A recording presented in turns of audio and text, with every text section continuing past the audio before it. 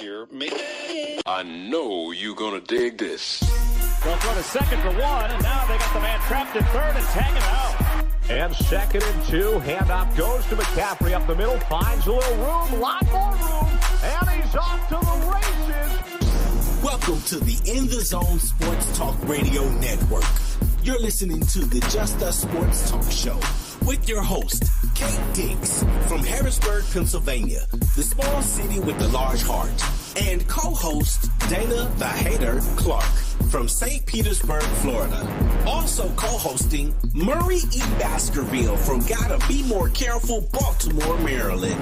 These are your hosts, bringing you the ultimate in sports news for the ultimate sports fan. Be sure to download the Try99 TV app on any smart device and subscribe to In the Zone Sports Talk Television.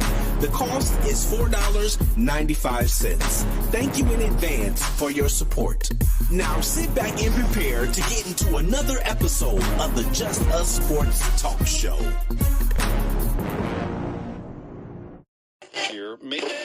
I know you're gonna dig this. They'll throw to second.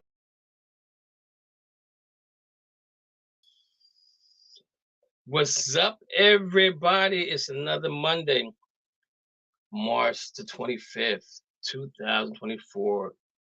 The spring is in the air. Spring is in the air, even with the pollen everywhere. But it's getting a little warm outside. You know what that means? It's baseball season, NBA playoffs, NFL draft coming up. Got so much sports going on, man. It's gonna be nice. We got the NCAA tournament going on right now. Only thing I don't like is ain't no Cinderella teams out there right now. No Cinderella teams. No Cinderella teams. Before we go on, make sure you guys say a prayer for Vander Graves. If you guys are on the page, he's the one that does all the colorful pictorial pictures of the basketball players. He had eye surgery. So make sure you guys, if you see him on the Facebook, give him a hands prayer up and make sure that, let him know that you care about him, because he spends his time doing that. He's made stuff. He made logos for me and things of that nature and never once asked for any money, and not like I wouldn't pay him for, but he's a good dude, man. And he hangs around. He does a lot of stuff on the page. So we want to keep him around for a long, long time. So if you see him on the page, just give him a shout, ask him how he's doing. And I think he would really appreciate it. Also, let's keep Dana in prayer with his father. I think Dana might be coming on tonight. I'm not for sure. He might not be coming on because Miami ain't really spent no money on nobody this year. So we'll see how far that goes with the Dolphins. And everybody know he's a Braves fan and he's a Laker fan, and we're gonna talk about the Lakers too. Mo, you might have to put your son to bed tonight, because this might go on for a long time tonight. We on spring break, bro. I ain't got no limit. Oh, that's what I'm talking about then, because I'm gonna tell you right now. Vegas was hype. Hey guys, I'm gonna say this about Vegas. What goes on in Vegas stays in Vegas. And right? Definitely staying there. Yeah. But the thing about it is that the free throw discrepancy with the Lakers has been horrendous. Man. And we'll talk about that as well. Also, we're gonna talk about OHTANI. He just had a news conference about the situation with his interpreter. And man, I'm gonna say this, and nobody take offense to this, but Japanese take their loyalty to another level. And what I mean by that is, in World War II or whatever war they were in, they could sacrifice themselves in a plane to hit a target, like a tanker or a ship that had planes on it. They would sacrifice their life. I don't know if I could do that. I'm jumping out the plane. I'm gonna use my parachute. You know what I'm saying? I live to fight another day. But that's how much sacrifice they had for their country or being who they were. But SHOHEI really, this guy was like, it's like his brother to him, you know. And watching the interview, I really don't think OHTANI had anything to do with it. I don't think he really knew what's going on. And you're gonna have people say, well, how do he know what's going on with his money? When you're as rich as this guy has never touched a paycheck. He makes all his money off endorsements. He's never, and I'm pretty sure, I know if it's me, my paycheck goes in one account, my endorsement goes in another account, and then my play money goes into another account. That's the way I would have it. You know what I'm saying? But things happen. But for his interpreter to lie like he did, and they became friends in Japan, and he brought him here to the United States, showed him a better way of life. It don't look good for him. It don't look good for baseball, because we know how baseball can be sometimes. There was an article out there that they thought SHOHEI was fixing games as a player and things like that nature. I really don't see that in him, because he won the MVP. You know what I'm saying? So I don't think he's that type of player. And when all this come out the wash, I hope and pray that he has nothing to do with this at all. And if you watch the interview a couple minutes ago, he to me, he seemed sincere about the whole situation. He didn't know what would happen. You didn't understand the words. You didn't understand the words that were coming out of his mouth. And don't even try. Don't even try. And the thing about it is, though, is that his interpreter knows English. So before, he was answering a lot of questions in English and not Japanese. So because OHTANI doesn't know American, but I'm gonna say this to OHTANI, brother, learn how to speak English now, so that you understand what's coming out of my mouth, like Mo said, so you can understand what's coming out of my mouth. Learn English, because my man was bull jiving him, and then when they went back and they talked about it, it was, he said there was a lot of lies that went on that he wasn't aware of. But man, that's a heartbreaker to trust. That's like me trusting my brother. That's like LeBron trusting his agent. Comes to find out his agent dipping in his back pocket. That's a hurt piece, man, because you bonded with this person, and you were like family. Like when Christmas time come up, and I'm gonna say this: Christmas and Thanksgiving is the two holidays that people that you really, really care about is who you want to spend time with.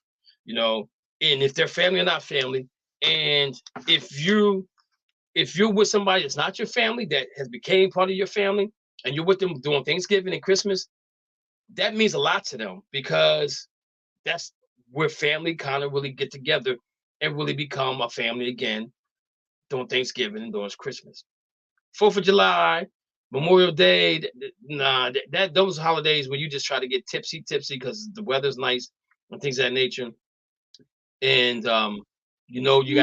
kids got to go back to school, so you're getting through a tipsy because you're happy your kids going back to school in that one holiday. But again, that's the part that really, I think, really hurt him, is that he trusted this guy with all his money, and now he sees what happens to his money.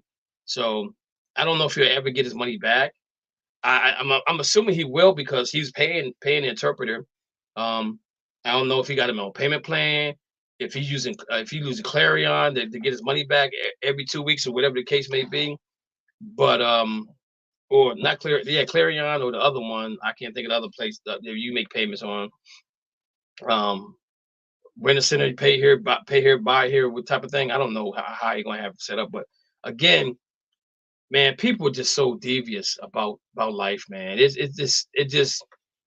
It hurts me to see that happen to a person like that. OHTANI seems like he's a very nice person, like he's low key, guy, that he's allowing his baseball to do all the talking for him. And I'm not talking about him as a Dodger, right? Because most of this happened prior to him being a Dodger.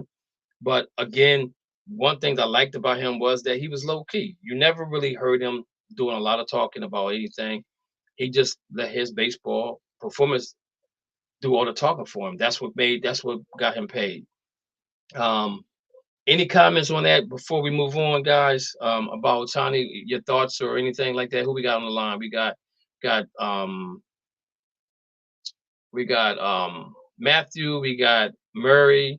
I mean, we got Curry, and we got Rich on the line. You guys got any comments on that?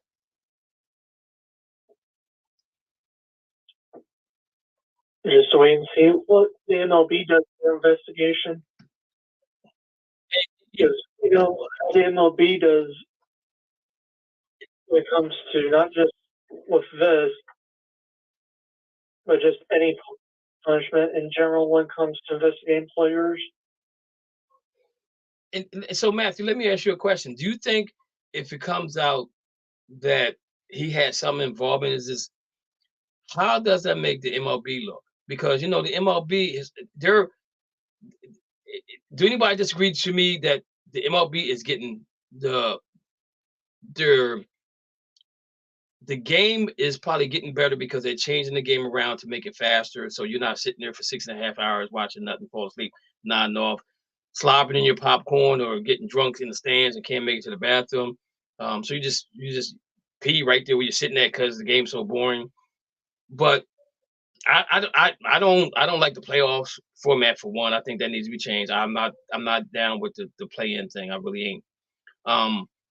But what type of hit does this take? What type of hit do you think baseball takes with this? You got the commissioner saying this is last. I think he said this is it for him. This is the last go around for him. Manfred hasn't been the most use-friendly commissioner. There's a lot of stuff that he could have did for baseball that he really didn't do. I really think that they need to go into a younger mindset for the next commissioner to advance the game along. I mean, they do play the game outside the United States, but I think it needs to be more than that because baseball is a world sport, and even in the Olympics, the United States they haven't won since the first time they played. I think it was a couple years ago. But Matthew, how do you think this will hit the baseball family if he comes out that Ohtani has something to do with this? If it does come out to that extent, I believe baseball is going to be going backwards a little bit. It's going to be kind of like a repeat of Pete Rose, but this is a whole different scenario. Same situation, just different person. It's not the exact player. It's a person related to the player. Right. And depending on how the MLB investigates this, if they do find anything or any audio or conversation that Ohtani was involved, baseballs won't have to look back on how these contracts are going to look for future players that want that big contract. Because more than likely, you won't see restrictions as to who can have control of that budget. If not, it's going to be very limited to where only one or two, if not maybe just the player itself, and then will keep a hold, and that's it. And you know what else? I didn't know that gambling was illegal in California. I didn't know that sports. I didn't know that. That's one of the states that you can't gamble on sports, which is a surprise for me because I know California is all about money. You know what I'm saying? So I'm really shocked at that right there. All right. Mo wanted to talk about the predictions, real quick about the MLB, and I pulled up some stats and things of that nature. And Mo, I didn't know if you wanted to just go off of what Vegas was saying, or if you wanted to do predictions by divisions. How did you want to handle that? By division, baby. Okay. So do you have anything up? Because I got something up. I got CBS up. I don't have any predictions. Okay, got it. All right. So in MLB future odds for the 2024 best World Series predictions, win totals, baseball bets picks for proven experts. So right now,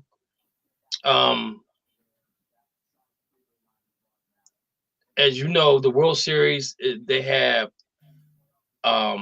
which is it's not surprising, but they have the Dodgers at a plus 320, the Braves at 450, the Astros at 700, Yankees at plus 900, the Rangers at 1400, Orioles at 1400, and the Phillies at 1500. Then you got the Blue Jays, the Mariners, the Twins, the Rays.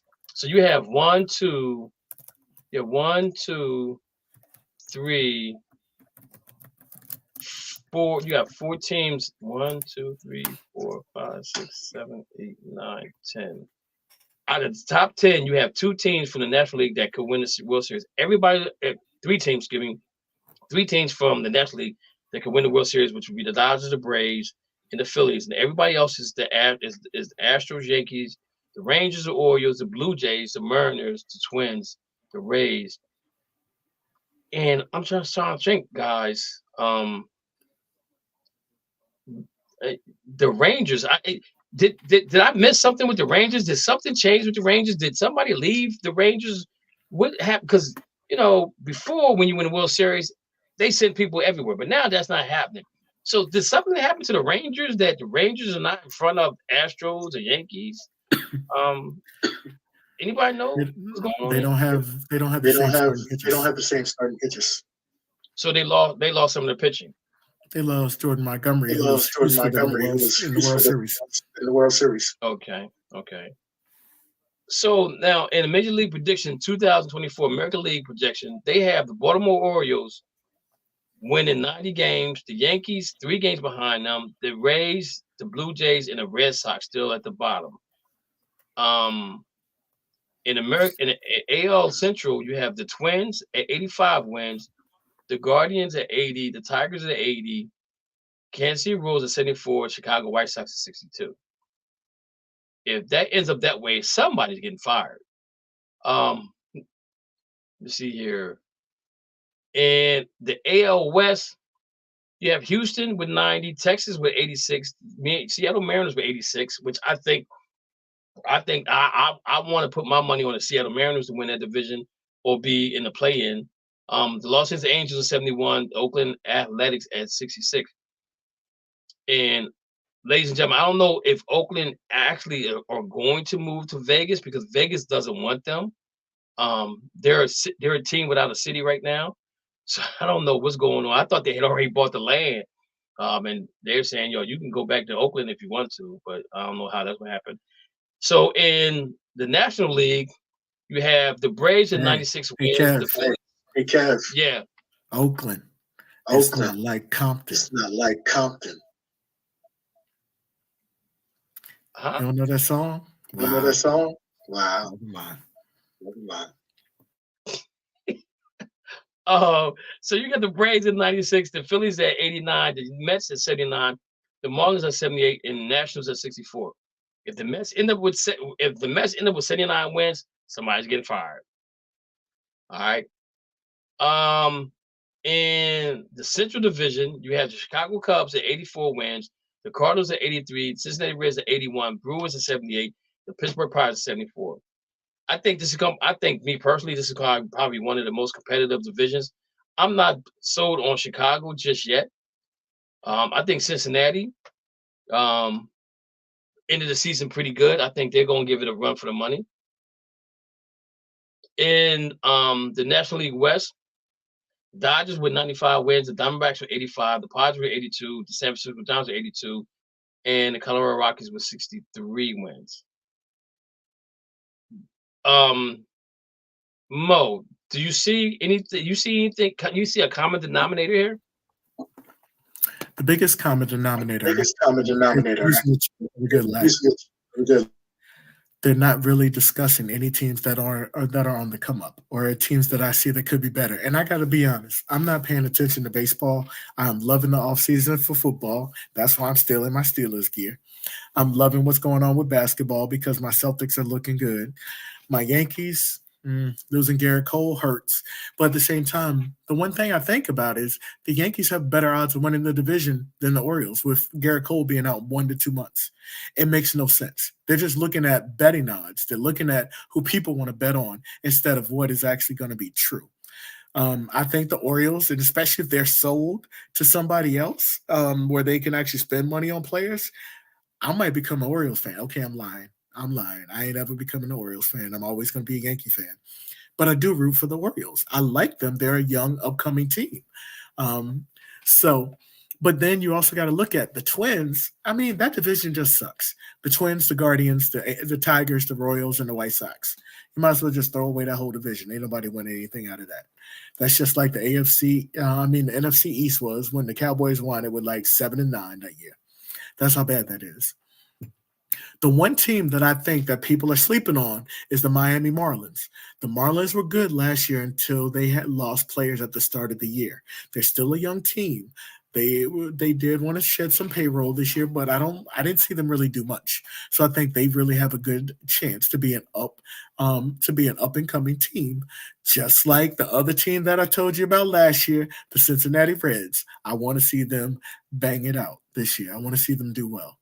So, and of course, I hate the Dodgers. So I want to see the Padres, but ain't nobody catching them in that NFC West. So my thing is, they need to stop looking at teams that were good last year because there's always going to be one team that's going to rise. And I think that team is the Cincinnati Reds this year.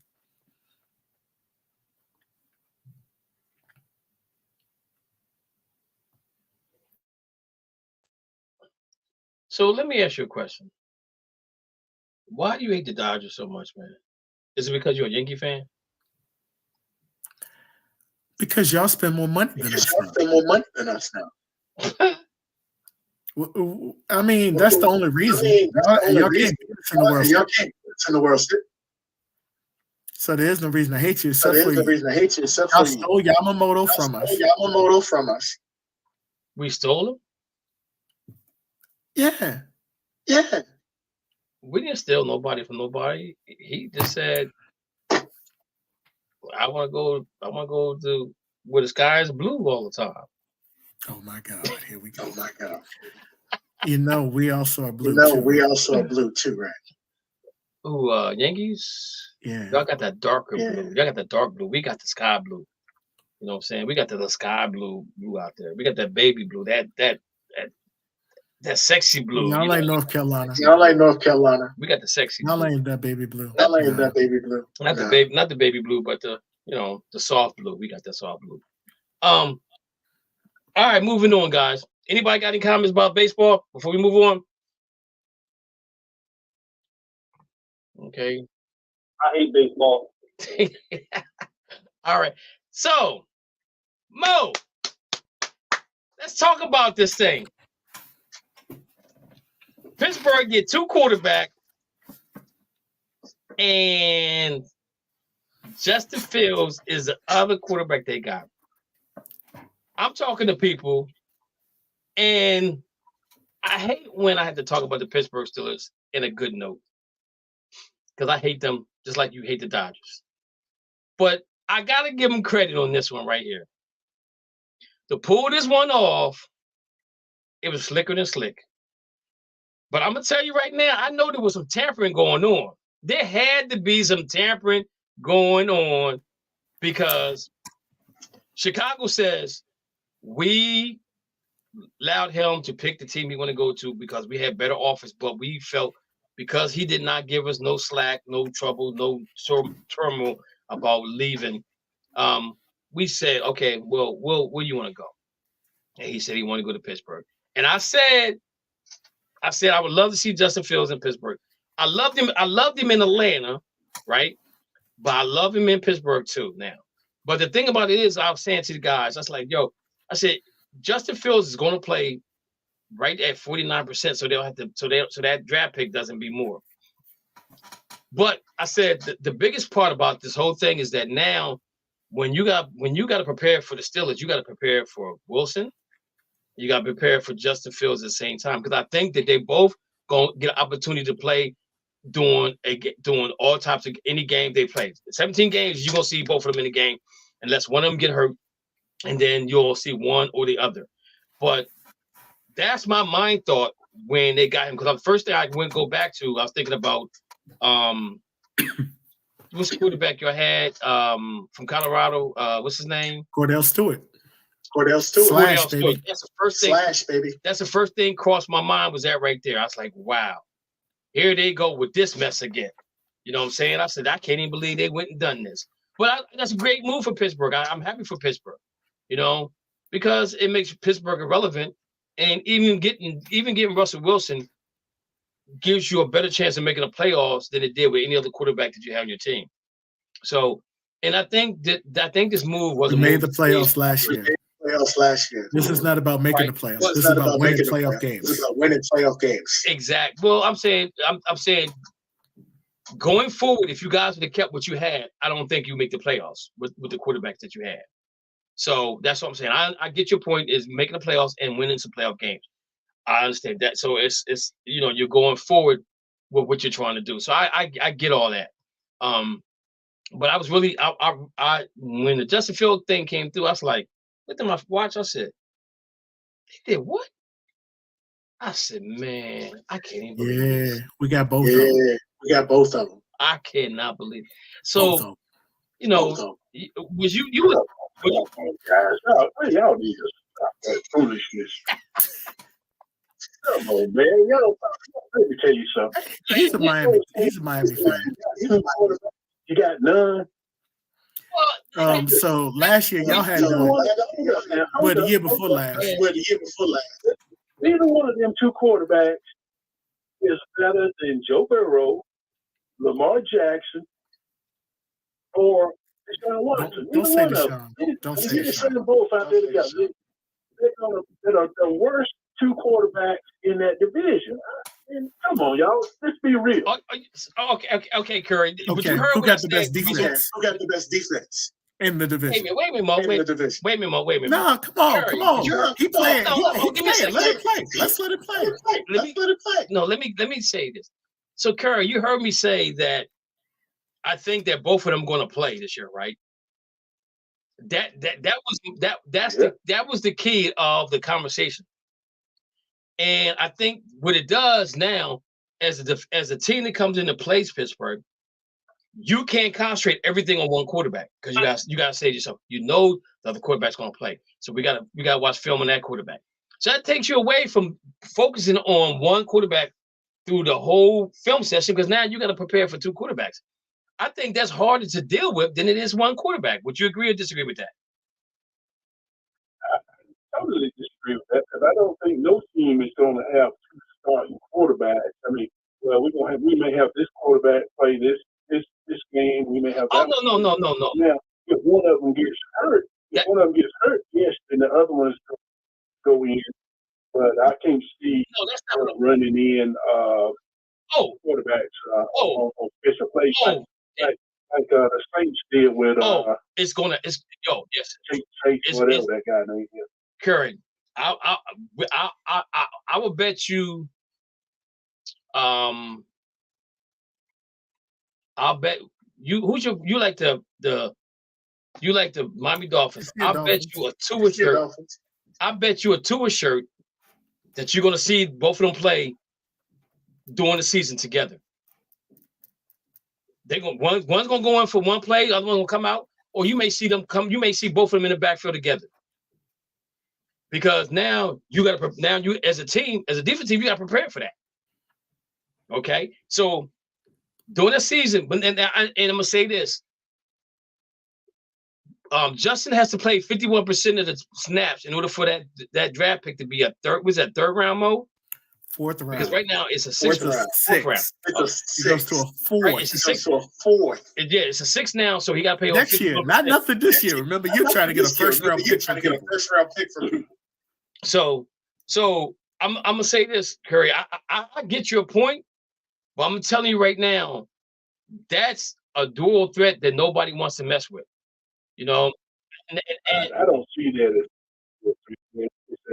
that's not like having two quarterbacks that you think of as starting quarterbacks on the same team. It's like having two women working in the same office environment. They ain't gonna get along. Well, they're going to be traded.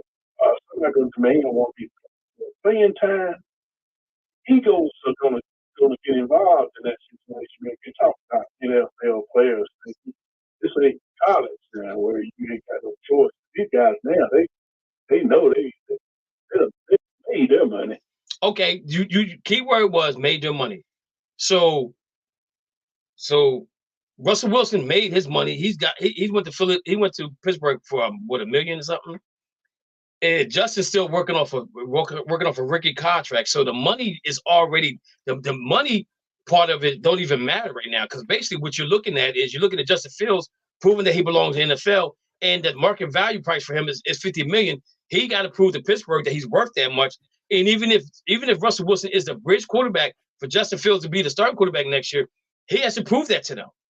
Okay, he has to prove. Russell Wilson playing with house money right now. Let's be honest. He's playing with house. He's probably going to be behind the best offensive line he ever had in Pittsburgh. He's probably going to have the best running backs he ever had, and even at the wide receivers. Yeah, because he had baseball. And so we got Matthew on the line. Matthew, you're a Seahawks fan. Do you think what Pittsburgh has right now for Russell Wilson is better than any offensive team that Seattle had? I believe so. Like if we're looking at comparisons right now, Pittsburgh looks one of the healthier teams than Seattle does because Pittsburgh has an O-line that get injured a lot.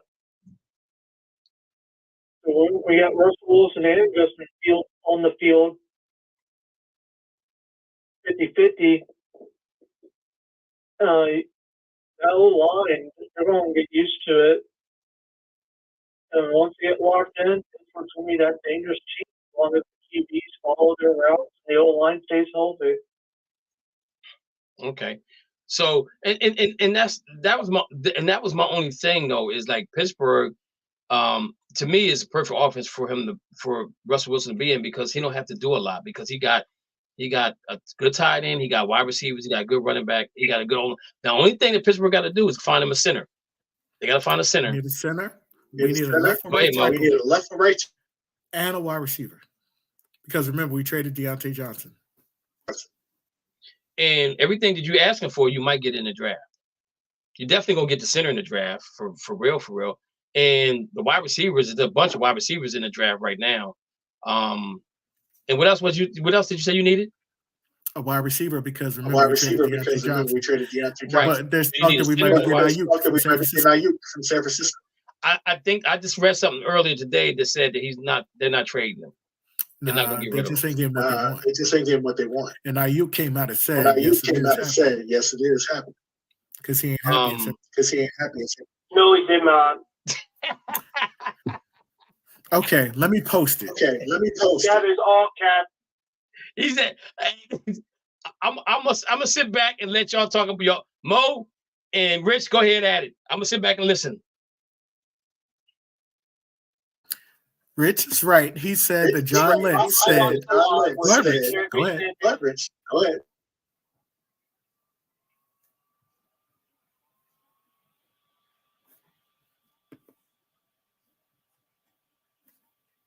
ahead, Rich.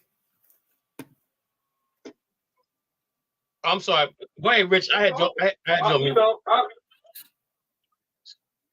Go ahead, Rich. I had you on mute by accident. I'm sorry. Go ahead. Oh, hold on. My son's crying now. Go ahead, Mo. I'll wait till you start. Okay.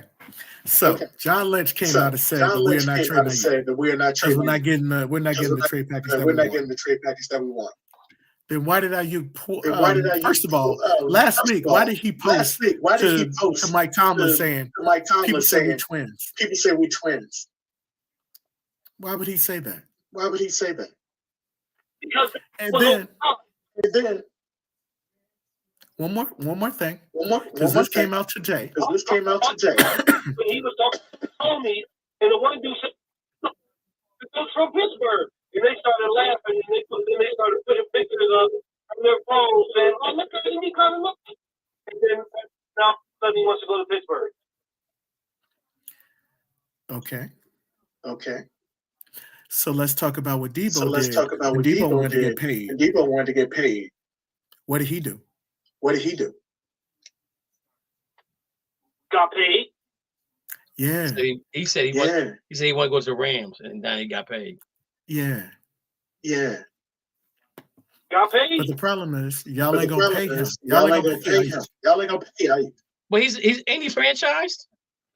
He's franchised, so but He's then franchised, he wants money. He wants a long-term deal. He wants a long-term deal. Season coming up. I thought they franchised him. They did. They have him for 1 They year. did. They had him for 1 year. No, this is his fifth year.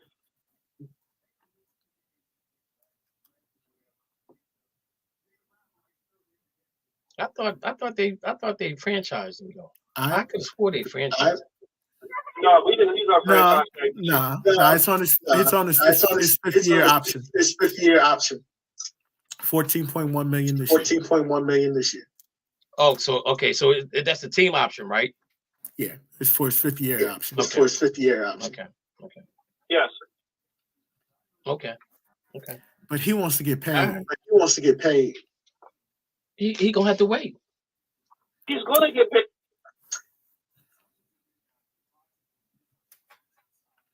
He's gonna have to wait. If you look at the next 6 years of San Francisco salary cap, it grows exponentially every year. You gotta pay Brock Purdy soon, bro. You gotta pay Brock Purdy soon, bro. Purdy can get paid out of that too. You say he's an elite quarterback, so he's an elite quarterback, so he's gonna ask $50 million. But then he can get paid.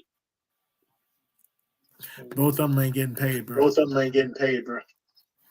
You just said it because you want IU to go. You just said it because you want IU. I don't care about IU. We are good at drafting wide receivers. You know we're good at drafting wide receivers. So that's I'm looking at. That's not a concern. I'm looking at the salary cap right now for 2025 going forward. And this is after everybody spent money. The Saints are negative 73. Browns are negative 42. 49ers are negative 15. Buffalo's a negative 13. Dolphins is a plus 12. They're 12 million, and then it goes up from there. Top 5 next year going forward is New England, Detroit, Washington, Chargers, Minnesota, Carolina, Cincinnati, Chicago, and Arizona, Tennessee are the top 10. So that's 25 going forward. But again, the salary is going to go up some, so you're going to have a little bit extra money, and there'll be some players that move around. But what guys, what we're starting to see now is that the quarterbacks that they're giving all this money to are coming back, restructuring their contract. The wide receivers that they're giving all this money to, they're going back, restructuring their contract. All these players that they're giving them big guarantee monies at the beginning. Now they're restructuring their contract to bring in players to help them win. Buffalo's doing it. Cleveland has done it. There's a bunch of teams out there, quarterbacks that are doing it now. Look at Kansas City. They did the same thing. You know what I'm saying? So you're gonna have the money to keep the players you wanna keep, or you're gonna franchise them. You know, it's just that country. I don't see Brandon Ayuk leaving leaving San Francisco, unless like you said, if the price is right. You know what I'm saying? Because you know what you're giving up. Can I say what he said? Go ahead, Mo. Today he posted a cash symbol. Just pay attention to this. Then he posted a person talking. Then he posted a bull. Then he posted poo. Then a dude walking. If you put it all together, cash talks. Yes, walks. Exactly. But again, I'm not worried about him going. I don't really care if he goes to Pittsburgh or not.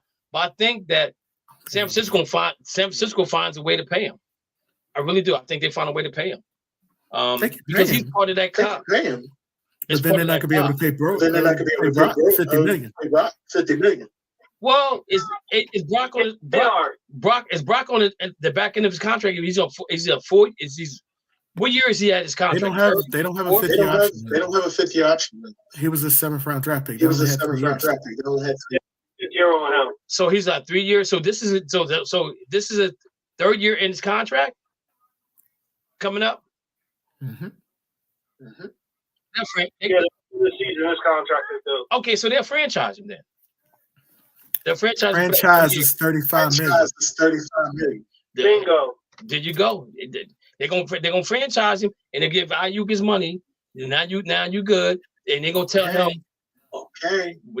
I'm just saying, Mo. If you got to, who else they got to pay? Just in together. Who else they got to pay? That's it for right now. Offensively, I believe everybody else is taken care of. They got defensive players they got to pay. Somebody got to go. Again, I'm gonna say this to you: players are restructuring their contract to keep players on the team, which we never saw before this year. Everybody that's on the panel has a football team, and I guarantee you, everybody can go around and say there's a player on our team that restructured the contract to keep the players that they need to keep on the team. It's a smart move on their part to give the money to the quarterback, right? Because you want to get the quarterback paid, right? And long as you give them what they want up, the guarantee money up front, they're okay with that because now they got that money in their pocket. They can walk anytime they go, right? They got to pay Ward next year. They got to pay Ward next year, who's not signed. Greenlaw is not signed next year. Ward is signed next year. Where? Ufanga's due. And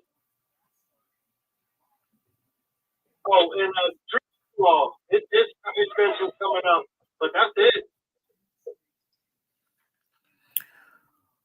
Okay. Let's see here. So what I'm seeing right now at 2024, 2020, do you look at 2024 or 2025, Mo? 2025. Okay, let me go 2025. Update. Okay. So in the 2025, Ward is due. Ward's due, Collins is due, Campbell is due, Lance is due, Greenlaw, Jenkins, Brandon Ayuka. After that, it falls off a little bit from there on. So the cornerback, I don't know if they keep him at 29 years old. Defensive tackle at 29, I don't know if they keep him either. But I'm pretty sure that Trey Lance comes off the books next year. Campbell, I think they probably keep him. Greenlaw is at 27. They probably keep him. Jennings, they probably let walk. Brandon at 27 years old, that's a lot. Oh man, that's a lot for a wide receiver at 27. That's gonna be the age. The age don't match the number that he's gonna ask for. So that's gonna be something right there. I don't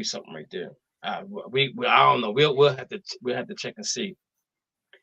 But anyway, though, get back to Steelers. I think it's a good move for them on their part. Real quick, going around the horn. Curry, what have you heard from Miami? Has Miami made any other moves other than what we talked about last week? No, they haven't made any other moves. There's some stuff in the works with possibly OBJ. And they made him an offer. He just hasn't accepted it, I guess. I don't know if he's going to take it or what. But he said they pretty much extended their offer to him as much as they're going to give him. It's up to him to take it. Today I read that the offer's off the table now. He didn't want to take it, and I heard that he might be going back to the Rams, because of familiarity that they have with Matt Stafford. So I don't know do you know what the amount was by any chance, Curry? No, I don't. A lot of times they don't disclose that. Just to kind of keep that because they don't want other teams to come in. Oh, they give you that, so we'll give you this. Right. Like, I'm sure his agent will probably, but other teams know what the offer was. Okay. Matthew, what's going on in Seattle, man? Anything changing out there? Latest updates we got from them is the new QB seems like will be the backup QB for DeIon Smith, and when DeIon Smith's contract is with Seattle, John Schneider wants to focus on being the new replacement for DeIon Smith, and more likely they won't be getting a quarterback in this year's draft, but potentially in the draft after, unless they see something that's bright that fits with the current roster. Additional signings, the biggest signing so far is Jerome Baker from the Miami Dolphins. That's from Seattle. Okay. Mo, Other than that, there's been a re-sign. Mo, what you got? We signed 3 players today. We signed 3 players today. We signed Quez Watkins, Fourth fifth wide receiver. Kyle Allen. Kyle Allen. Josh Allen in Buffalo. And then Dean Lowry, who's a defensive lineman. They're all backups. But at the same time, we are making sure we're getting that, so we don't have as many needs in the draft. Okay. Rich, what's going on with San Fran?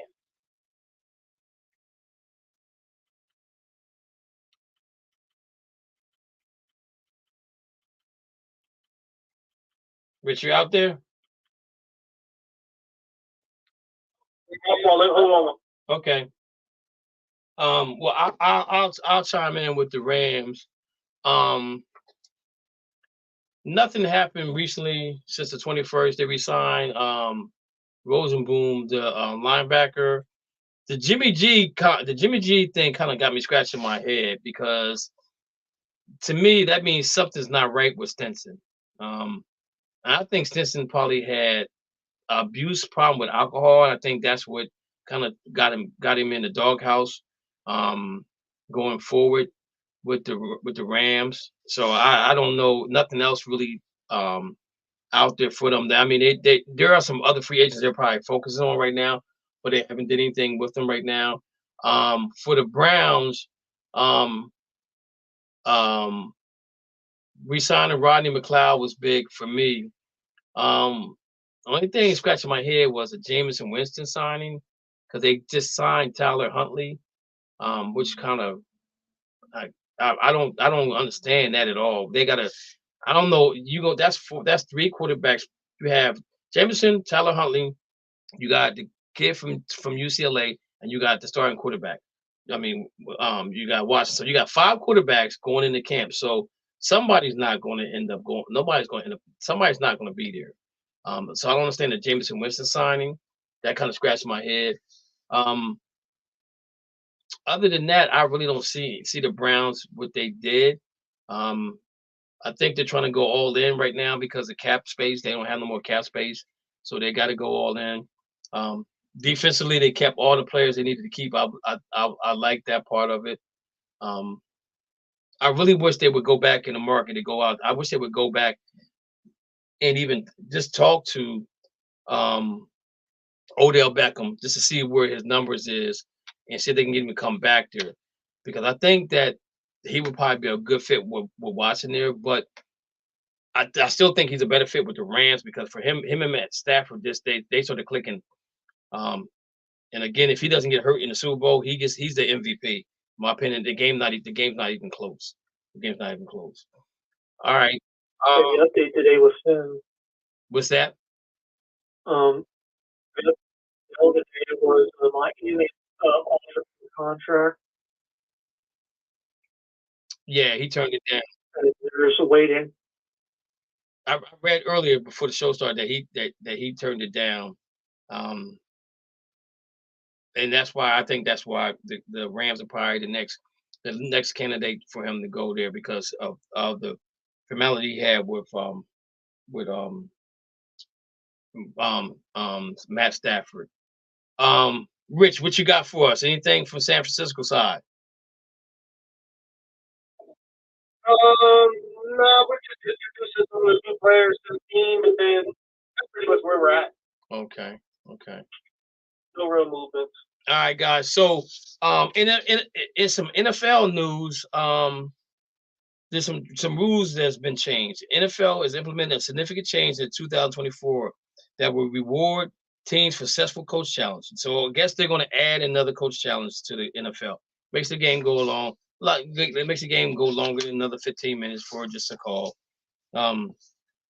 It says NFL owners on Monday approved to change the coaches challenge rules that were proposed by Detroit Lions. Previously, teams were awarded a third challenge only if they were successful with both of the two challenges they had when a game starts. With the new rule, the coaches will only have to win one of the first two challenges to be awarded a third.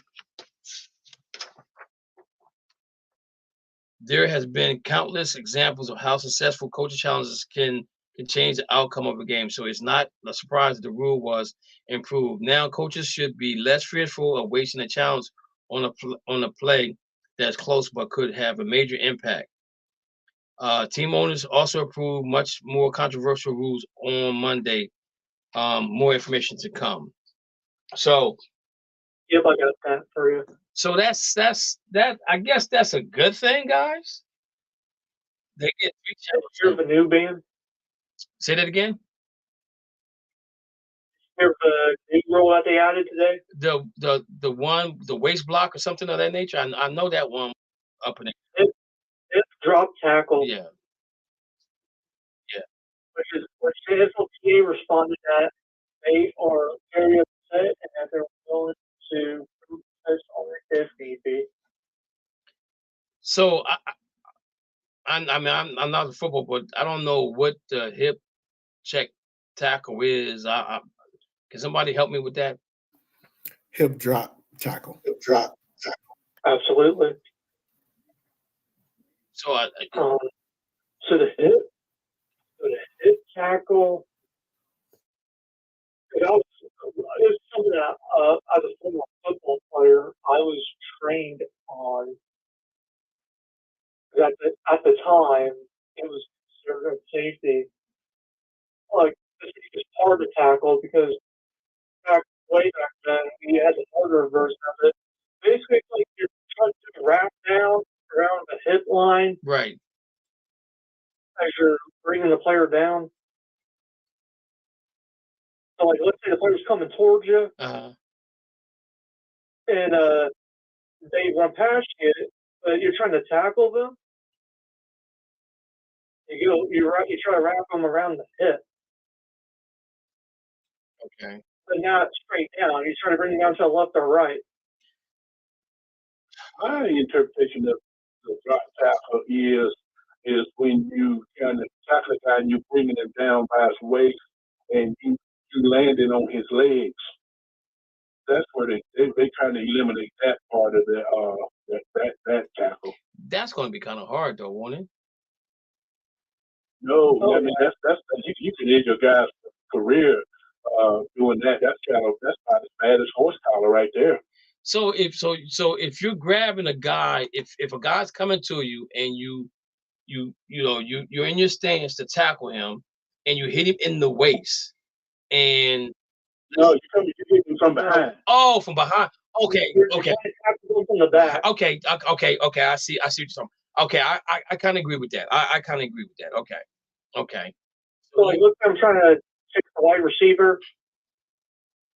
I can't tackle him by the hip anymore. Right, and I get that because what happens is when you do that, your ankles, you leave your ankles open to being twisted or sprained because of you grabbing the waist and you trying to pull them down from the back. So I kind of see how that goes, but they got to give the defense something back, man. Can they give the defense something back? Like making the pass interference only 15 yards. not spotted the foul. 10 yards, right of 10 wide receiver. yards, 10 right of wide yards, man. receiver. 10 yards, man. They're killing me. They're killing me. They're killing If me. they did that, it'd be pass interference on every play. Yes, it would be. In other sporting news, Anthony Richardson, the quarterback for their Indianapolis Colts. Some good news, guys, not the bad news. Indianapolis coach Anthony Richardson gained a new friend recently for an awesome reason. A man named Parker Sedan revealed at social media last week that he was traveling on the freeway in the Indianapolis area with a passenger recently when he was pulled over because of a blown tire. Sudeth pulled over to the side of I-65. Someone came up behind him, assist him. That good Samaritan was Richardson. Sudeth shared some photos of him and Richardson on Instagram and praised the former number 4 overall pick, the only man who had the decency to help us. Colts quarterback Anthony Richardson helped them fan stranded on the side of the highway the other day. Parker Sudeth said he had pulled over on the I-65 because of a tire blowout and stopped to get help. Parker says, "I guess I'm a Colts fan now. Zoe and I had a tire blown out on I-65. The only man who had the DC to help us was Anthony." Sudeth wrote, "Huge thanks to this guy and Carl for the emergency transportation department for helping me out. I guess I'm a Colts fan now." Richardson appeared in just 4 games last year before suffering a season-ending injury. Let me ask you guys a question. If you blow your tire out, do anybody got AAA or do the insurance cover the blowout tire? I got it from Geico. I'm glad he stopped. Yeah. Sure. Most insurance will cover roadside exactly issues there. I'm not taking that away from him, but some people just ain't stopping no more because they don't know who you are. I mean, he took a chance on the guy, you know what I'm saying? And I'm glad he did that because it was a good thing that he did that. But it just goes to show you that, athletes are human beings too, and they have sympathy for other people. But I'm gonna be honest with you. I'm not stopping on the road for nobody. If I'm in the car by myself, maybe, but if I'm in the car with my wife or my kids, no, I'm not doing that. I will roll my window down, say, "Are you okay? Do you need help? Do I need to call somebody? Do you want me to go to the next gas station and have somebody come back and take care of you?" But I'm not going to stop. I'm not going to I'm just life today. People don't do that no more. So that's hopefully you guys will hopefully have some type of insurance. Mo, question for you. Yes, sir. Barkley signed a contract with the Philadelphia Eagles. Prediction is that he gonna have a CMC season. How close do you think that he will be coming to being a McCaffrey type of back with Philadelphia? I just don't trust him being healthy. If he's healthy, he's better than CMC. Because he's faster. He's also stronger. He's just not as durable. If he's as durable, I see him easily getting 2,000 yards and 20 touchdowns. Okay. Anybody else got a comment on that one? I don't know. I'm from the show me state. You got to show me before you can tell me. Because Mo said the most glaring thing to me was his injuries. If he can stay healthy, it's a good possibility he can have that type of season. Do anybody else on the panel think that he could have that type of season with Philadelphia? Anybody? Wow. Okay. So there we have it. Nobody believes it.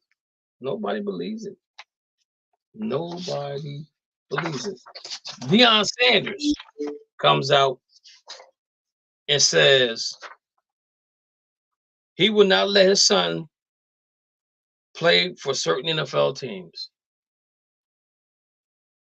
Now, I got to ask you guys a question.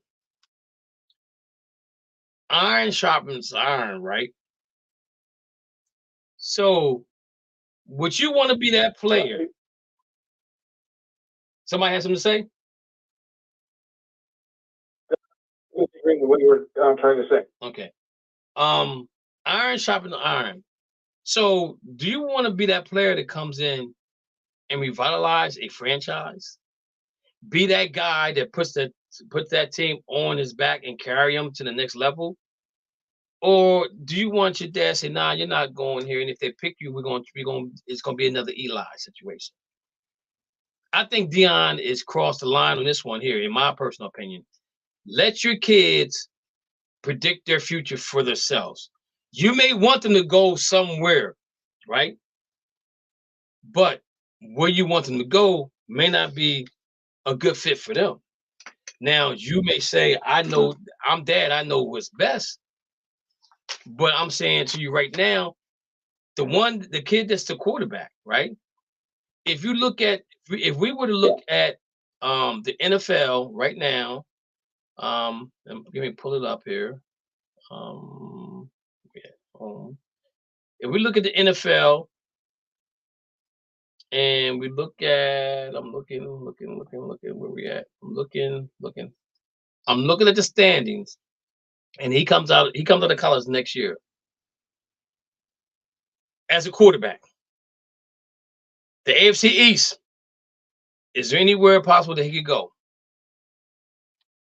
Maybe the Jets. New England. Well, I think New England going to go after a quarterback. You're talking about next year, okay? Yeah. AFC North. I don't see nobody. I don't see no quarterbacks going nowhere from there. Cleveland. I don't see no quarterbacks going from there. AFC South.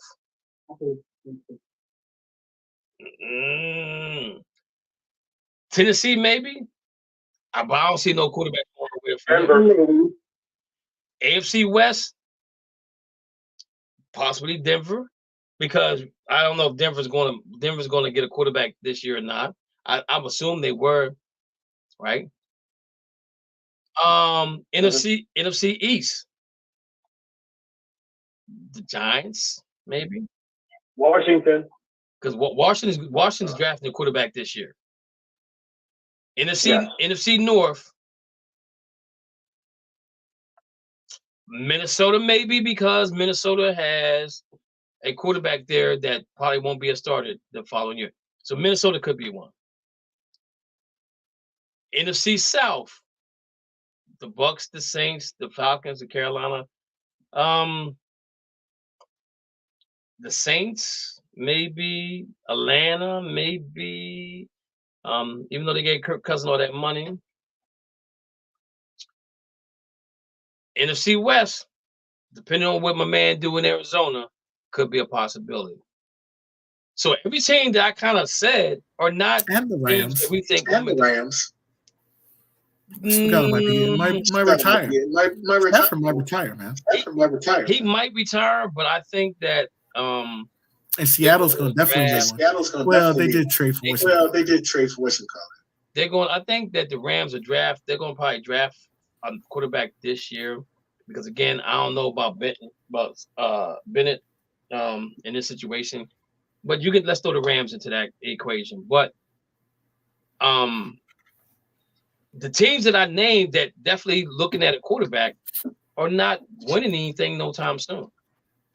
So why you don't let? I mean, I'm just saying, if you're the dad, do you want to predict? Do you want to tell your son, nah, we're not going here, and if we go there, we're gonna do it. We're gonna do it, Eli. You know what I'm saying? Whatever happened to taking on a challenge to be the best player you can be on that team and make everybody better? Yeah. Look at Andrew Luck. That's what it's all about, isn't it? Look at Andrew Luck and what he did with the coach. Look at Peyton Manning, what he did with his team. You know what I'm saying? We can list quarterbacks. I don't think Andrew Luck is a good person to talk about. That's why he retired early. No, he's not. Injuries retired him. Yeah.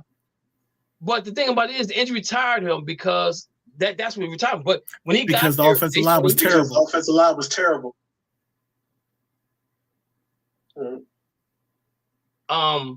So I'm just saying, guys, how would y'all feel about that? Curry, how do you feel about that situation that he's saying that he's going to tell his son where he wants him to go, or he's going to talk to teams, say, my son's not coming here. If he does, we're going to trade him. What's your thoughts on that right there? Well, first off, I don't know that he's good enough that he's going to be drafted in the top 5 quarterbacks next year. So I haven't seen anything that leads me to believe that he's going to be drafted that high. And if he's at the point where he's making a choice where he wants to go, you can't compare him to Eli and Peyton Manning. Those guys, at least they had something to work with. They had some teams willing to make a trade with him. I don't know that no team is willing to make a trade with him if one team drafts him and he decides that he don't want to play with that team. What other team going to say, oh, we'll take him? I don't see it. Okay.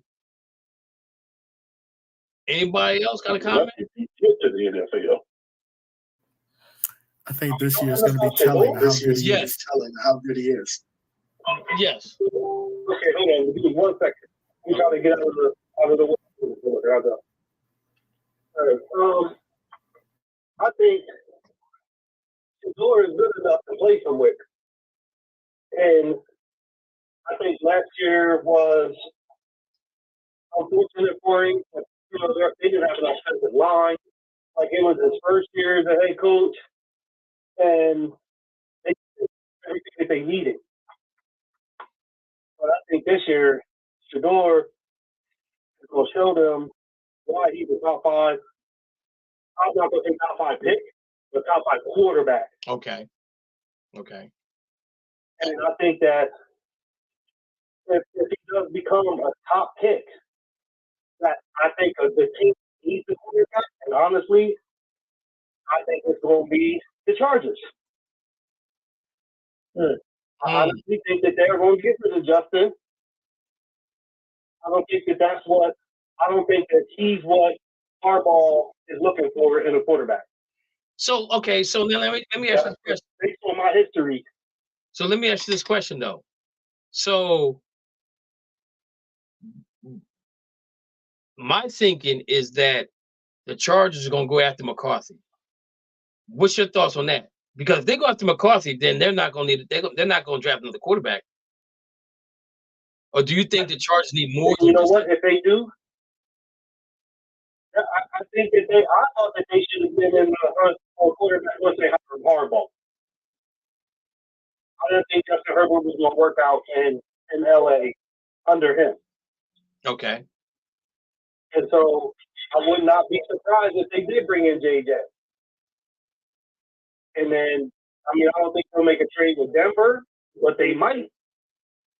Okay. So send Herbert off to Denver. So let me ask you a question. Or Pittsburgh or wherever. So I'm get off the beaten path for a quick second here because you said something. So tell me, what did you think? What is it about Justin Herbert that you don't think fits Harbaugh's coaching style for a quarterback that you think they might get rid of him? I never really thought Herbert was up to the height. Like he was saying he's like Trevor Lawrence. Yeah. Like they give these dudes all this love and this hype, but they're not really all that. So Herbert, when he came into the league, I felt that way. Okay. But I just don't feel like he would be mobile enough to be what Harbaugh wants. And the thing about Herbert though, what he did was he had opportunity to come out the year prior to that, and he didn't come out because I think Denver or somebody had the first round draft pick. I can't remember who it was. He didn't want to go to them. He wanted to stay on the West Coast. Mm-hmm. And so he kind of got what he kind of fell into their lap, you know what I'm saying? And so he really has not really. I think the verdict's still out on him. in my opinion. I mean, he got paid, and that's why they had to get rid of almost everybody on the offense, wide receivers and things of that nature. But I kind of agree with you on that, Rich. With him, I really wasn't too impressed with him, because of why he did what he did, because he just didn't want to go to a team that was struggling. And he stayed in California where the weather was nice and warm. He plays indoors. Most of his games that he played in his division, other than Kansas City, maybe outdoors, in the climate. Other than that, you're playing decent weather. So I kind of get your point with what you're saying about him. But I don't know. I would be. That's a good scenario. What you're saying though is trading Justin to Denver if he drafts JJ. That would be. I never really looked at it like that, because Denver does need a quarterback. But is the coach for Denver ready to win right now, or is he ready to win a couple years down the line? I think he has a quarterback in Justin Herbert. Okay. So do you think Justin Herbert reminds him of Drew Brees a little bit, maybe? I think that Justin Herbert is good enough for him to work with. Okay. And okay, so we have the money. They can still draft a young quarterback and have him sit under Herbert, but they don't have to get, that in the first round. Okay. Matthew, what's your thoughts on Deion Sanders' comment about, setting the pattern for where his son wants to go? I kind of understand where he's coming from, but at the same time, let the kid decide on what feels best for him. Here's what I think what's going to happen, and most of the people we knew from HBCU will be at Colorado. I feel like once he goes into the draft, he's going to get drafted by the Tampa Bay Buccaneers. You're probably wondering why Tampa. Florida State needs a new head coach, and that's where the promotion comes in. I'm like, I want you to go down to Tampa so I can join Florida State, and I can do my new rap called the Seminole rap. Okay. Do you remember that song, Kev? No, I don't. The Seminole rap? No, I The don't. Deion Sanders? I remember them rapping. That's when Steve. Yeah, it's a whole song. That's when his teeth was all messed up. I do remember the rap. I do remember that. So this was Shador. He finishes up a season with, he had 3,000 yards, passed 27 touchdowns, and just 3 interceptions. He added another 4 rushing scores. If he's similar to season next year, he will be a strong candidate to be the number 1 overall pick in 2025. So that means he's going to be in the running for the Heisman if his numbers are right. You know what I'm saying? So again, my thing is let your game do the talking, and if that's the case, then you'll wind up where you need to be, or you'll wind up somewhere that they can build around you. And again, I like if you look at Chicago and what Chicago's doing right now, they're basically adding pieces to the table, pieces to the pie for Mr. Williams to come in and be successful. But again, if he's not successful, that's not going to be a good thing, because you got rid of something that you knew you had, and you got something that you didn't know you thought you had, but you didn't have. I want to see Cade Williams do well. I really do. I like to see him do well in Chicago. But again, like I said, that weather is a factor, because they don't practice in that weather no more. They practice indoor, so they're going to be just as cold as the team coming in that they are being there. So sometimes you need to get out and get into that weather, like Matthew had said last week about that, about the weather, about them getting into the weather. Next up, guys. In college sports right now, EA Sports they're trying to give guys money for their likeness.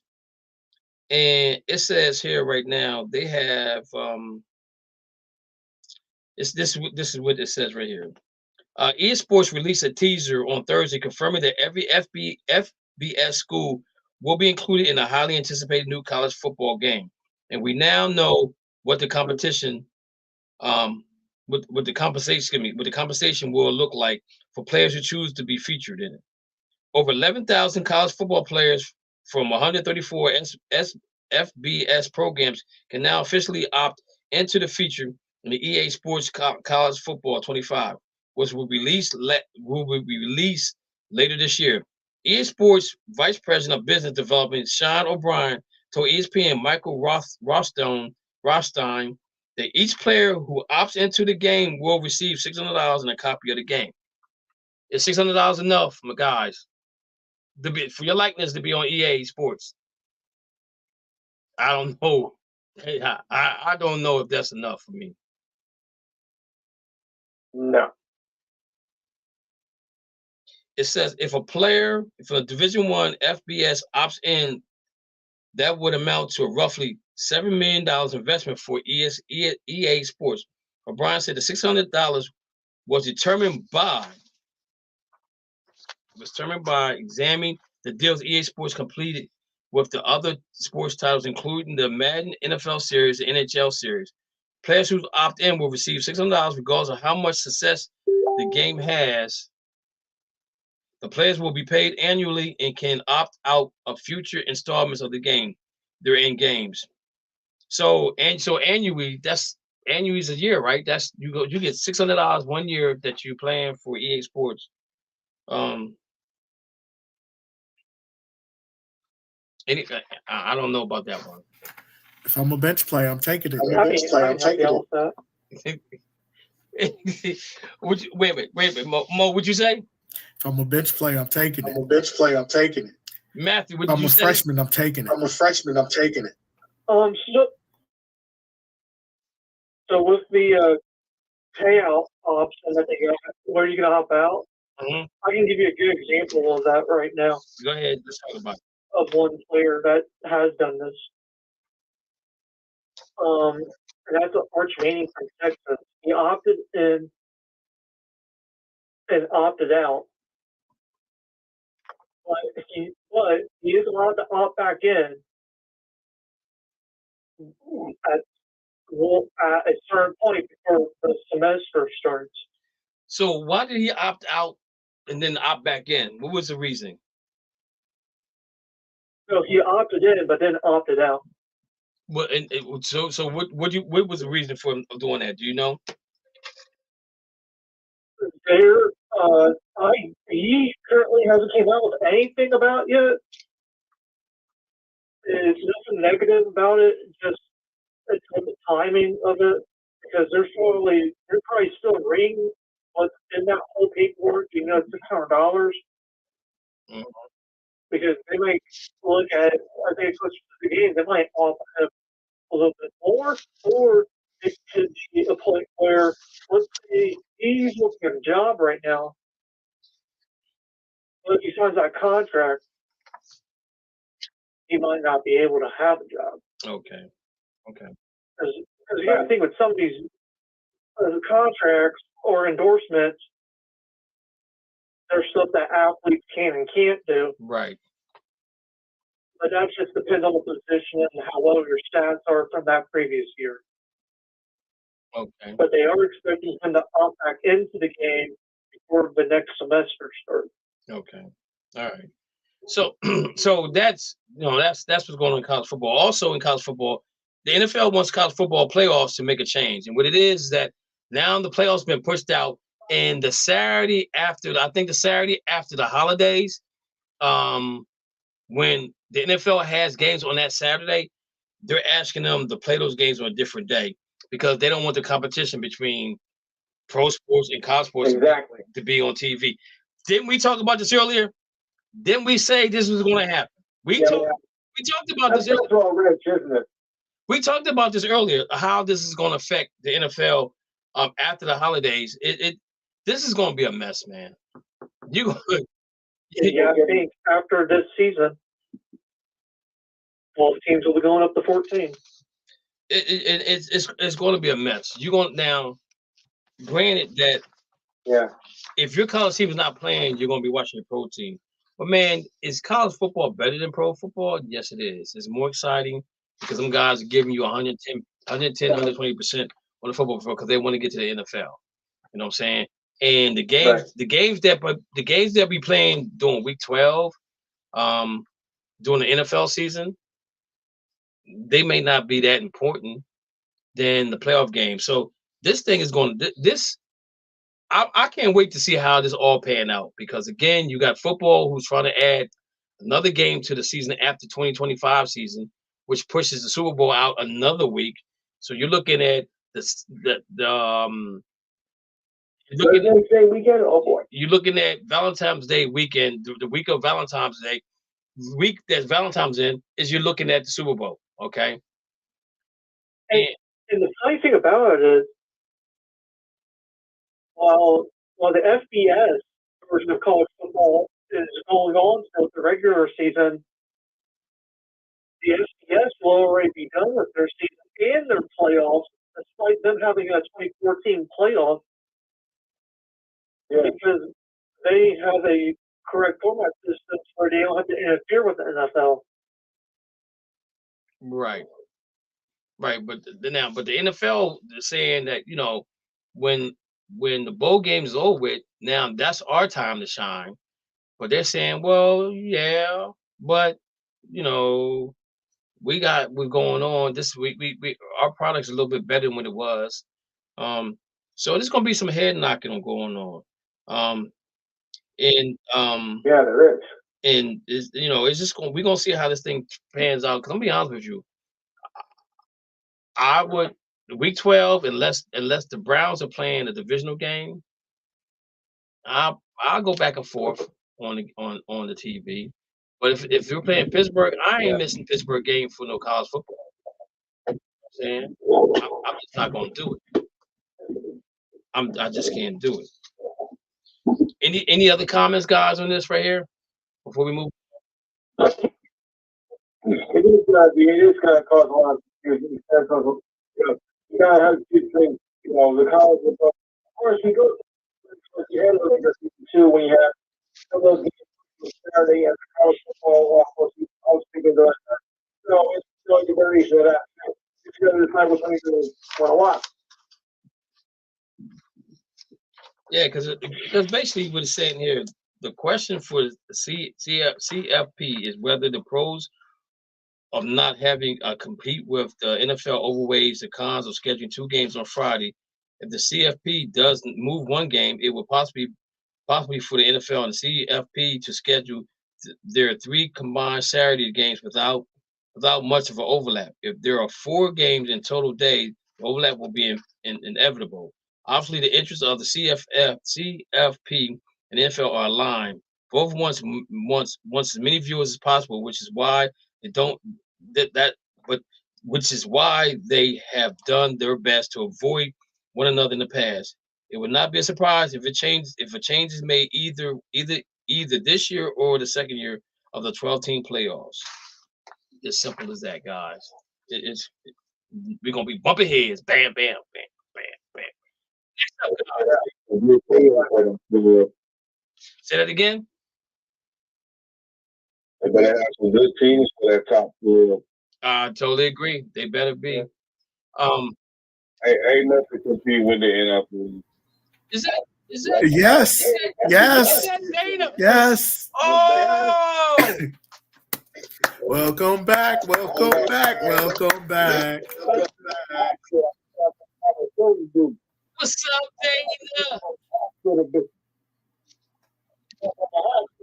But they took me okay. I'm good, man. All right. Welcome back, Dana. I miss you tonight. And Kev, tell your boy, stop throwing these under the bus. Stop doing what? No grown man playing your bank account. Stop doing grown man playing your bank account. Stop Stop lying on that man. Oh, Stop lying on that man. Dana. He's that interpreter. I shoot him.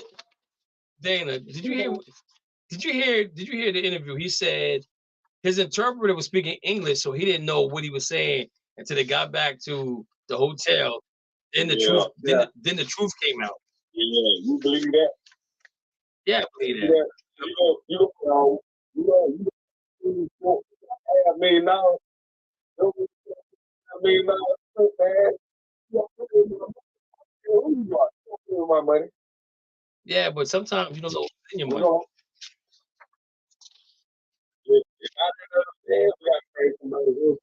Oh well, yeah.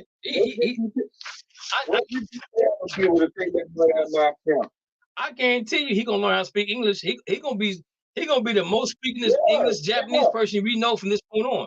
He's gonna speak it. He gonna learn how to speak English. He definitely is. Yo, so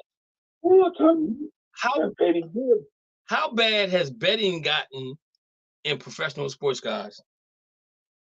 Oh, way out of here. The problem way out of hand. The problem right now is Bernie Bickerstaff said he was threatened by gamblers over a basketball game. Cleveland Cavaliers coach Bernie Bickerstaff revealed he received threats from gamblers last season and reported it to the NBA. While being asked Wednesday night about sports gambling following comments by Pacers All-Star Tyrese Halliburton, who said he sometimes feels like a prop. Bernie Bickerstaff said gamblers contacted him. They got my telephone number and were sending me crazy messages about where I live, my kids, and all that stuff. Bernie Bickerstaff said before the Cavs hosted the Miami Heat. So it is a dangerous game and a fine line that we're talking for sure. Bernie Bickerstaff said he told security and the gamblers were located. No charges, Bernie Bickerstaff, but they were found. With sports gambling growing in U.S., Bickerstaff, who is in his fourth full season of the Cavaliers, said his job has become more challenging. It brings added pressure, he said. It brings distractions to games, and they can be difficult for players, coaches, referees, everybody that's involved in it. And I think that we really have to be careful with how close we let it get to the game and security of people who are involved, because again, it does carry weight. A lot of times, people who are gambling, like this money pays their light bill or pays their rent, and then the emotions that comes from it. So I don't think we're walking a fine line, and we have to be extremely careful in protecting everybody who's involved. Because fans can bet on the phones in the arena. The Cavs have a sports book inside Rocket Mortgage Fieldhouse. Bickerstaff said the line between gambling and the game has never been close. There's no doubt about it that it crossed the line, Bickerstaff said. The amount of time where I'm standing up there and may have a 10-point lead and the spread's 11, and people are yelling at me, leave that guy in the game so we can cover the spread, is ridiculous. But again, I understand the business side of it and the nature of the business of it. But I mean, it's something that I believe has gone too far.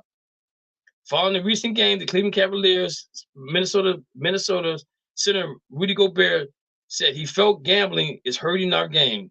Gobert made the comment after making a money gesture toward official Scott Foster, implying gambling was influencing the way the game was being called. He was fined $100,000, the maximum that the NBA could give under terms of collective bargaining agreement, and went into place last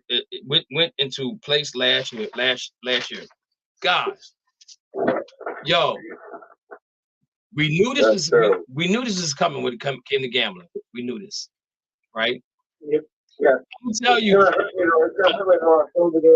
telling you, I have a friend. I ain't not gonna see who it is, but we talk every day about sports. He asked me questions about the Celtics. Do I think this person gonna score this? Do I think this person gonna score this? Thing? I said, yeah. I think they're gonna get this. They're gonna get that. The game that they played against Golden State, and it was blowing him out by halftime. He was so upset that Jason Tatum wasn't going to get 8 rebounds. Because I said, oh, Jason get 8 rebounds. He said he's not going to even play the third quarter. I said, well, how many rebounds he got now? He said he got 5. He said, but if he gets 8, I win $20,000. Jason Tatum didn't play the second half. He played a little bit, but he didn't get the 8 rebounds. Right? So, and so now he upset because he didn't get he lost out on his money, right? So can you imagine being in the game, right? You're the coach, and they say, Bernie, leave that dude in the game. I need to cover the spread. I gotta pay my light bill tonight. And Bernie takes him out the game. Or any coach takes him out the game. And now the dude can't pay his light bill. But why should you be betting money to pay your bills? If you're gonna bet money, you should put that money aside. Let that be your play money, and you ain't gotta worry about pay your bills before. That's how a normal person do. I think you pay your bills before you pay yourself, and you put your play money aside. My play money aside has its own account. Put money in my play account. That's my money. Do whatever I want to do with it. Right? For my money, that's easy to say, Kevin. These people that goes out there every day, and that's a sickness for them in some degree. Just like people in the gas station, man, you can fit your gas. You got 5 people in line buying lottery tickets. You want to buy your gas and get out. Yeah. So not only that, it's bad, man. Somebody mentioned it's bad for the game. It sure is bad for the game because one of these days, we're going to talk about this before, somebody's going to rush that court on one of these referees for making a bad call. $45,000. Matthew, what you going to say? Not only that, it's not so bad with gamblers nowadays that here in the state of Ohio, you are not allowed to bet on college players anymore with stats because they're threatening the college kids. Man, that's crazy. See.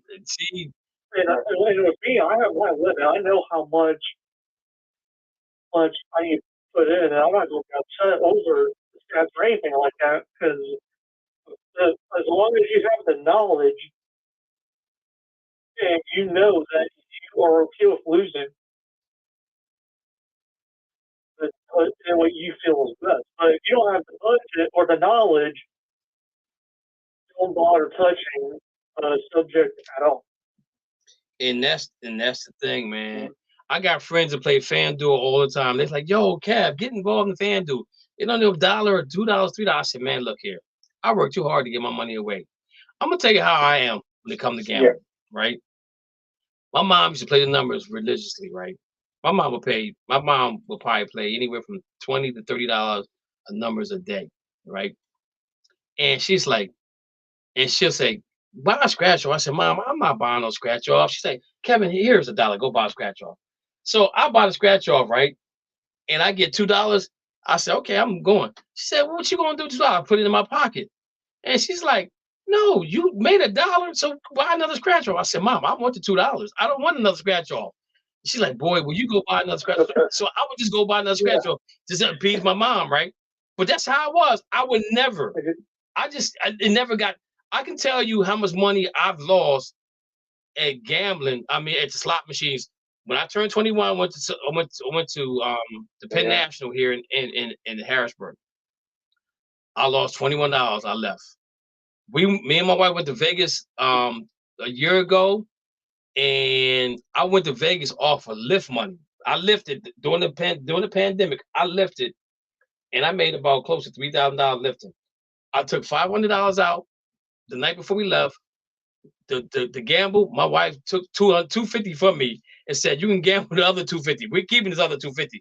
I like, but that's what I had the money for. She's like, no. And I was doing fine. I played the slot machines. That's why I don't do the 21. I don't do none of that. But again, you have to know your limit. And like Curry said, there's people that don't know the limit. It's weird because when you talk about the gambling part of sports, right behind that it said, if you got a problem, here's a number, 1-800-GAMBLE. If you need help, 1-800-GAMBLE. It's simple as that. But for this to be the issue with basketball, man, that's not good. It's not good at all. And they need to need to take I can tell you right now. Go ahead, Curry. I was just gonna say that 1-800 number you just picked up.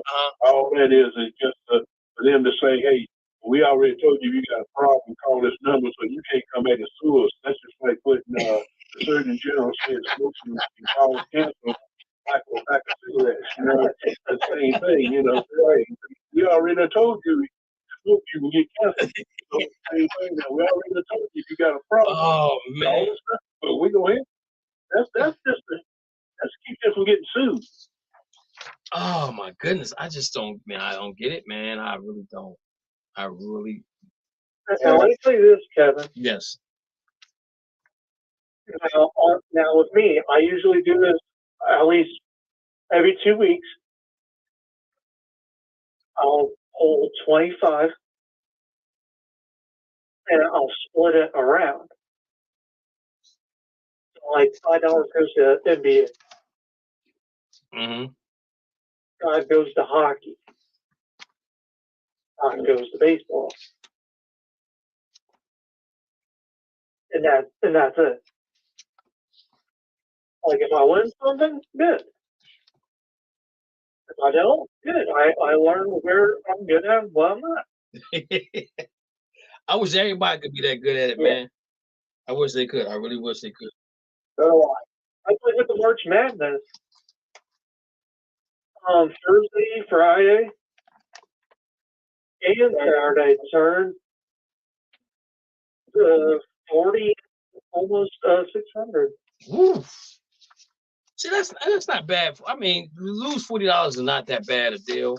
But the guys have been spending thousands and thousands of dollars. That's the crazy part right there. That's it was 40 for that, but you only won that's a big trouble. yeah. All right, guys. Yeah, I gamble. Go ahead, Rich. I put $1,600 to the side at the beginning of the season, football season, and I only gamble football, $100 a week. Usually I'll use the 400 because I gamble the playoffs, but I do have $1,600 to the side just for football. See, and it would be nice if people could be that smart and put that money aside and do it that way. But sometimes they just can't. They just can't do that. They can't keep control and they get the thrill of betting the way that they won, and then they bet all that money, and then they realize it's all gone, and then they come back into the IRS. The IRS says, you know what, you owe us this much because you wanted it this amount originally, but then you don't, and then you don't get screwed right in Yeah. Hey, so if you guys wasn't aware of this situation right here, rookie of the year in the NBA. Matthew, who you got as a rookie of the year? I had a Chet. Okay. Rich, who you got? I'm changing mine from Wemby to Chet. Okay. Curry doesn't watch basketball. Lou, who you got? Okay. Dana, who you got? I got Wemby. I like him. I know you. I feel scared. So I thought everybody was. We're gonna be all right. So you like get out of his slump. So you like Wemby, even though he's an international player, but Chet from the United States, but you don't like him. Mo. I like Mo. Mo. Who you got? 20-10-3, baby. 20-10-3, baby. Wemby. Who's that? Wemby. So 20 points, 10 rebounds, 3 blocks. 10 rebounds, 3 blocks. Okay, and I had the notes here. I don't know what I did with them, but let me go if I can find. Dana finally found a European international player he liked. Hey, I've been too wild. We'll laugh at it. Oh man. Okay, let me see what I got here. So Wemby is 20, 10, and what you said? 3?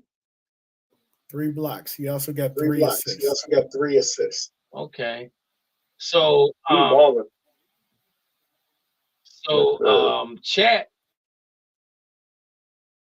Chat's average was 17 points a game.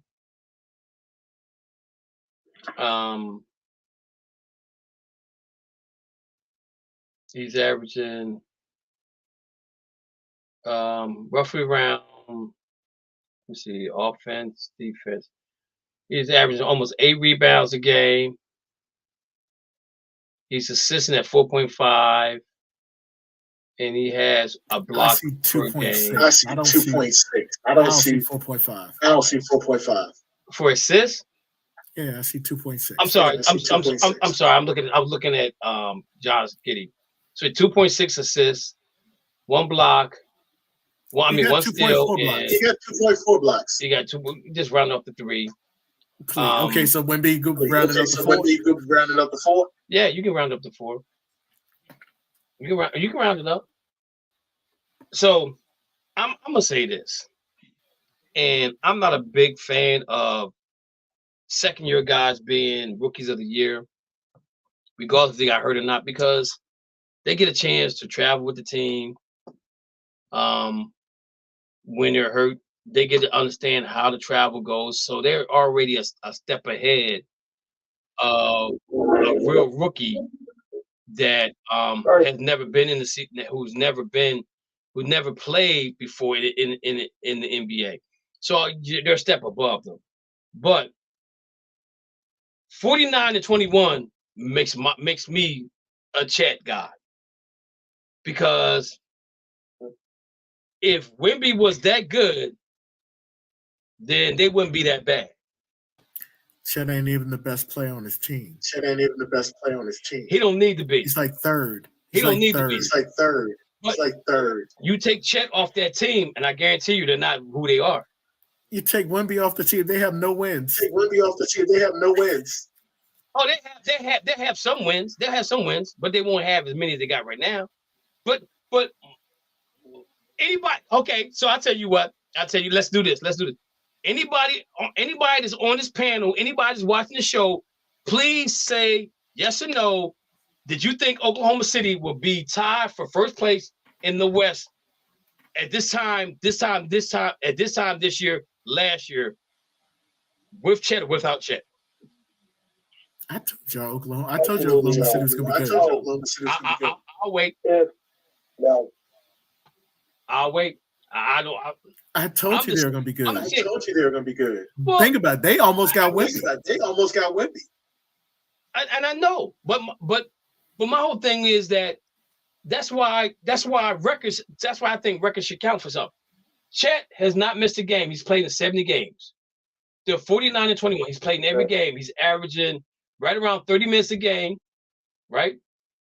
So he's sitting out 10 minutes, 9.9 minutes a game. So he's getting his it's 48 minutes. 48 minutes. I'm sorry, I was thinking 40. Okay. So he's sitting out 18 minutes. But they're second in division in the playoffs. So that gotta say that says something to me. I'm not taking none away from Wemby. I think he's going to be a great player. I think that what's going to probably happen with San Antonio Spurs is that they're probably going to trade for the kid from Atlanta, right? And bring in somebody else to help him, because you put shooters around him, and the way he can handle the ball, they're going to be a good team. They'll be a good team next year, even though I still think they're tanking. Right? Go ahead, Mo. I'll give you the stats that help support your case. Chet is shooting 53.6% from the field. 53.6% from the field. And see, I had that on my paper, but I think I left my paper at work. Wemby's only shooting 46.6. Wemby's only shooting 46.6. What is he shooting from the three? What Chet shooting from the three? 38.4. Yeah, Chet's shooting a lot better than Wemby. Chet's shooting a lot better than Wemby from the three. And that's why that's what I'm saying. That's the difference. That's the difference. That's a big difference, because I'm just saying Oklahoma goes from did they make the playoffs last year, or they was close to making the playoffs? I can't remember. I think they're close. I think they got a top. Everybody in NBA make the playoffs now. So, but again, I just think that 49 and 21 says something to me compared to 15 and whatever. I know Pac does his little thing where, he's sitting back, relaxing, chilling, go out and play and rest a little here, rest a little there. And again, I think San Antonio makes a big splash in free agency next year. I think they got some money they can spend, to bring in some players, to make the team better next year, make the team more competitive. But they'll probably be in the top 5 I'm gonna tell you right now, if they get the number 1 pick again next year, I already know the lottery's fixed. The lottery's been fixed. The lottery has been fixed since Patrick Ewing. I'm gonna go back as far as Patrick Ewing. Let me see if I can go back further than that. I think Patrick Ewing that's when I really got into reading about sports, finding out how fixed it was. And then he goes to New York, and then the Houston Rockets get Akeem Olajuwon and Ralph Sampson, right? Then Cleveland gets LeBron, gets Kyrie, he gets one dude, Anthony Bennett, who ain't played. I don't even know where he's at right now. And they had Wiggins, and they traded State right now. They go to State right now. They had Wiggins and traded him, to get Kevin Love or whoever it was. You know what I'm saying? But if they get this number 1 pick again, which I felt like last year it was a stretch. They shouldn't have got it. They should not have gotten it. I don't care what nobody's saying. They wouldn't. If they make it too obvious, when it comes for the draft. I just think that, again, it should be a playoff system. If you win the playoffs, if the top 10 teams, what you got is who you go with, and the last 2 teams standing, whoever wins that game, now they have a chance to get the number 1 pick. I think you put it in the hands of the players, not in the hands of the commissioner, to say that this is where this guy's going. I don't like it. I think it needs to be changed. And if San Antonio gets number 1 pick again next year, I'm going to go berserk. I'm going to tell you that right now. But again, Chad, I think to me, Chad's the MVP. I mean, the rookie of the year, even though this is his second year. I'll give him that. But 49 and 21 says a lot compared to 15 and 57 or whatever their stuff is. I just think that he's he's the reason why they're as good as they are. Alexander is a guy running for the MVP, in my personal opinion. He's playing really good basketball. I just think that what Oklahoma probably needs is a veteran, a really good veteran to come there and help them guys understand the significance of playoff basketball. But you look at what Presky done as far as draft picks with Oklahoma. Them in New York probably got the most draft picks than anybody else in the NBA coming up. So again, next year with the draft, watch out for New York because they got draft picks. They got rumors of guys coming to New York. They got rumors that Embiid might be coming there, and rumors about LeBron might be going there, but LeBron ain't leaving. He leaving LA he get ready to get $51 million. He is not leaving that on the table for nobody. It's as simple as that. That's not going to happen for him. But Donovan Mitchell could be going to New York. It's a lot of moving pieces going on in the NBA. But also talking about the NBA, the T-Wolves, Stafford arrested, charged for stealing strategies information on a hard drive. Man, look, Minnesota has having a great year right now. Why they had to stink it up with this dude? I don't get this. I really don't get this information right here that I'm going to read to you. Former Minnesota Timberwolves employee has been charged with stealing stats information from a hard drive of a head of the team's analyst department. Per Paul Walsh of the Sports Stars Tribune, Samak Sakaria, 33, was arrested on Monday and charged with felony third-degree burglary in Hampton County District Court. He remains in jail in lieu of a $40,000 bail and is scheduled for a court appearance on Thursday afternoon. The head coach, I don't even know how to pronounce this guy's name. The head coach, Gupta?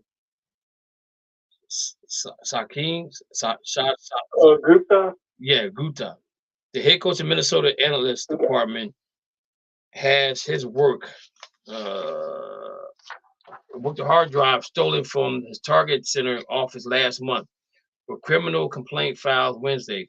When he got his hard drive back a week later, it was found that roughly 5,500 files were copied that held employees and players' contracts as well as strategies of NBA information per Walsh.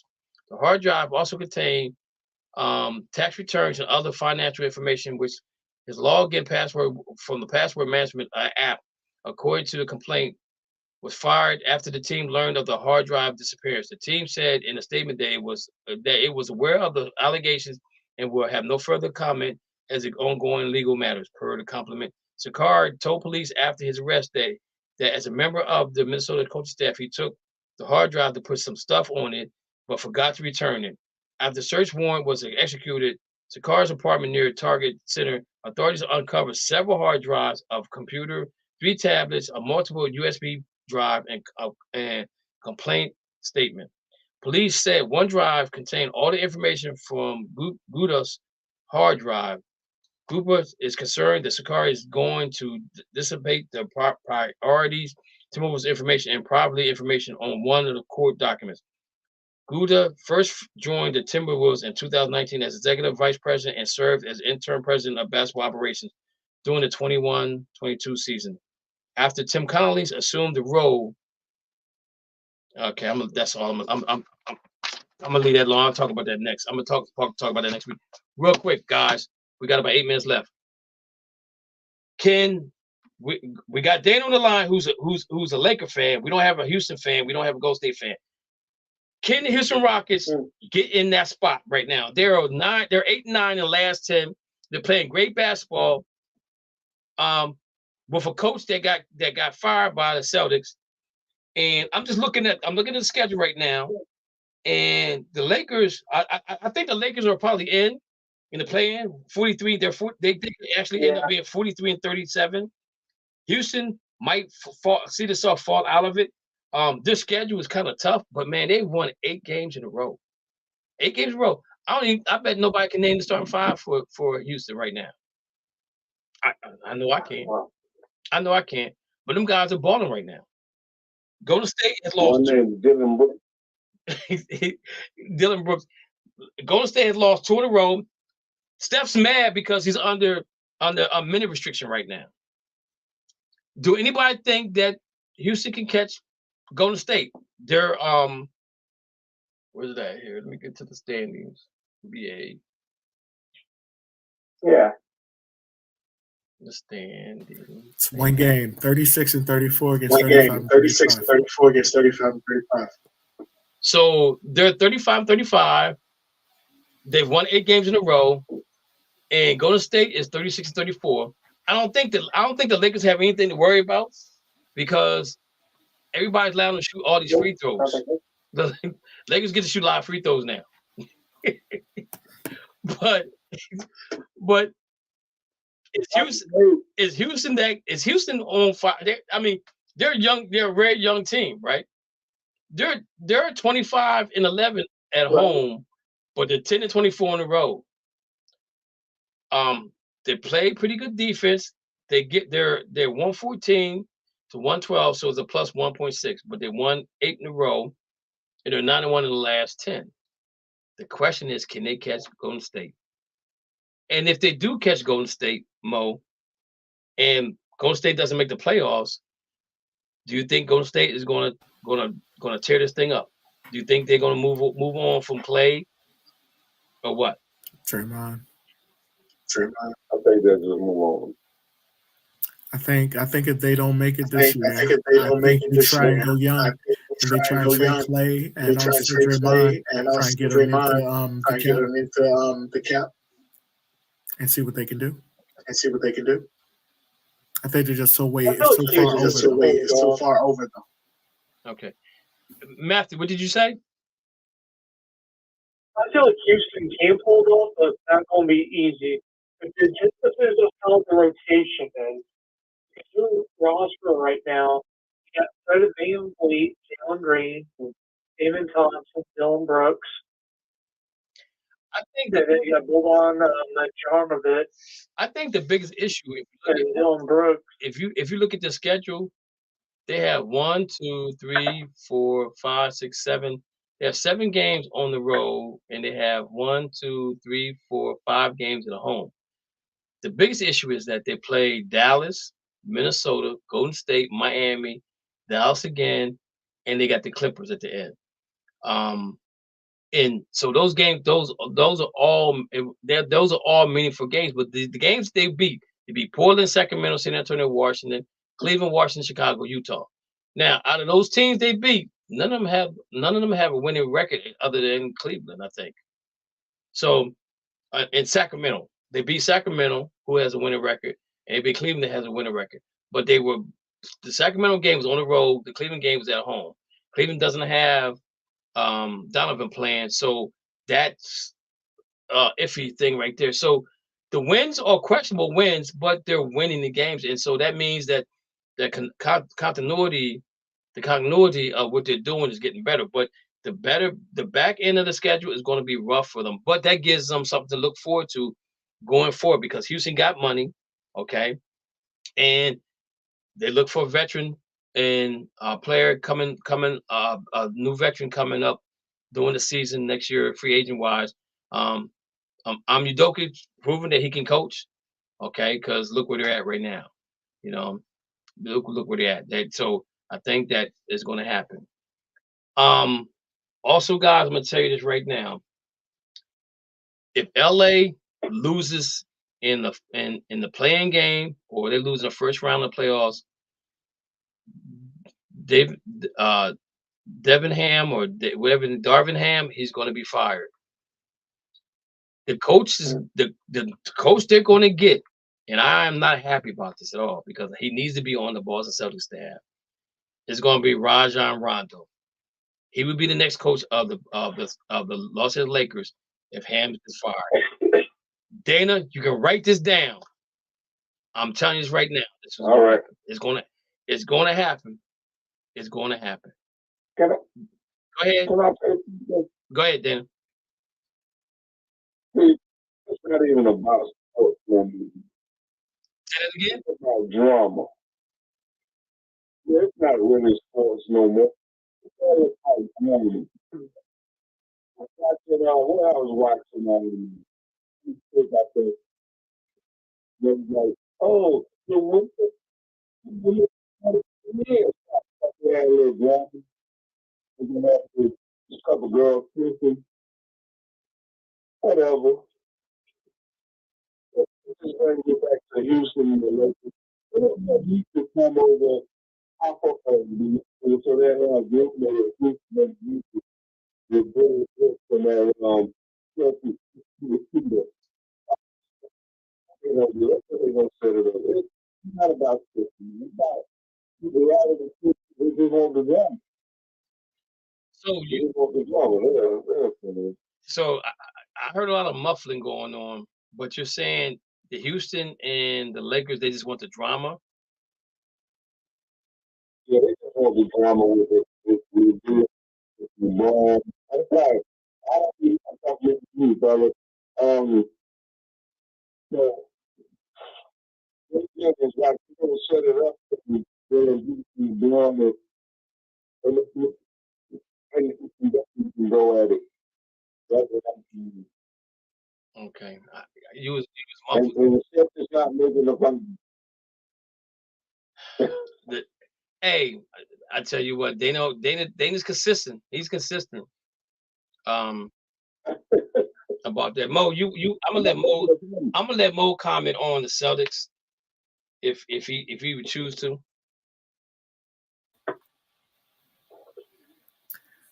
I want to talk about Joe Mazzulla getting fired after this game today. Atlanta just went on an 18-0 run, I believe. And Joe didn't stop it. Of course, we've already clinched the East. So I'm joking. But at the same time, if he does this in a playoff game, we need to fire him. Have Ami quit from Houston and have Ami come back.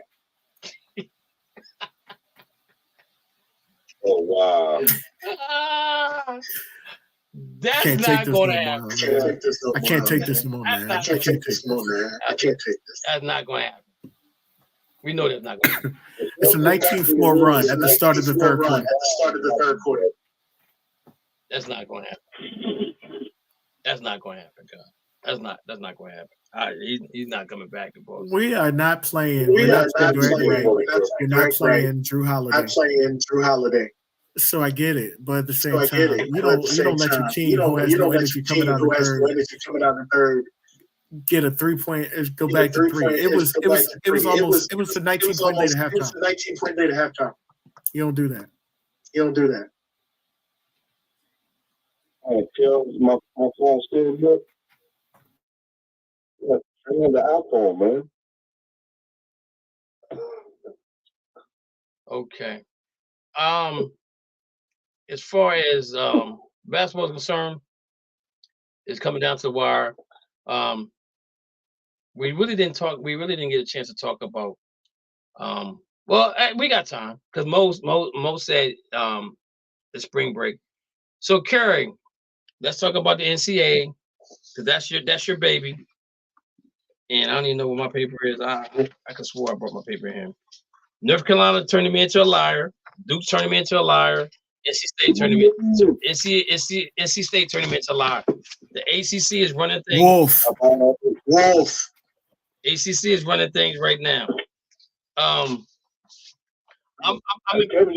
might as well go ahead and say the ACC turned you into one too, because you pretty much hate the ACC. I do. And the ACC is standing tall. They are standing tall. Yeah, you come join the Tar Heels this year, man. I never do that. Where is my bracket? Yeah, my Georgetown, they they're struggling. They probably Georgetown probably never win another title again. So I'm okay with that, you know what I'm saying? But I seen them win the title. So in the I'm surprised with my dad. In the NCAA tournament, there is no sleeper teams out there no more, guys. Does that make this tournament better, or does it bring more drama to the tournament? How do you guys look at this?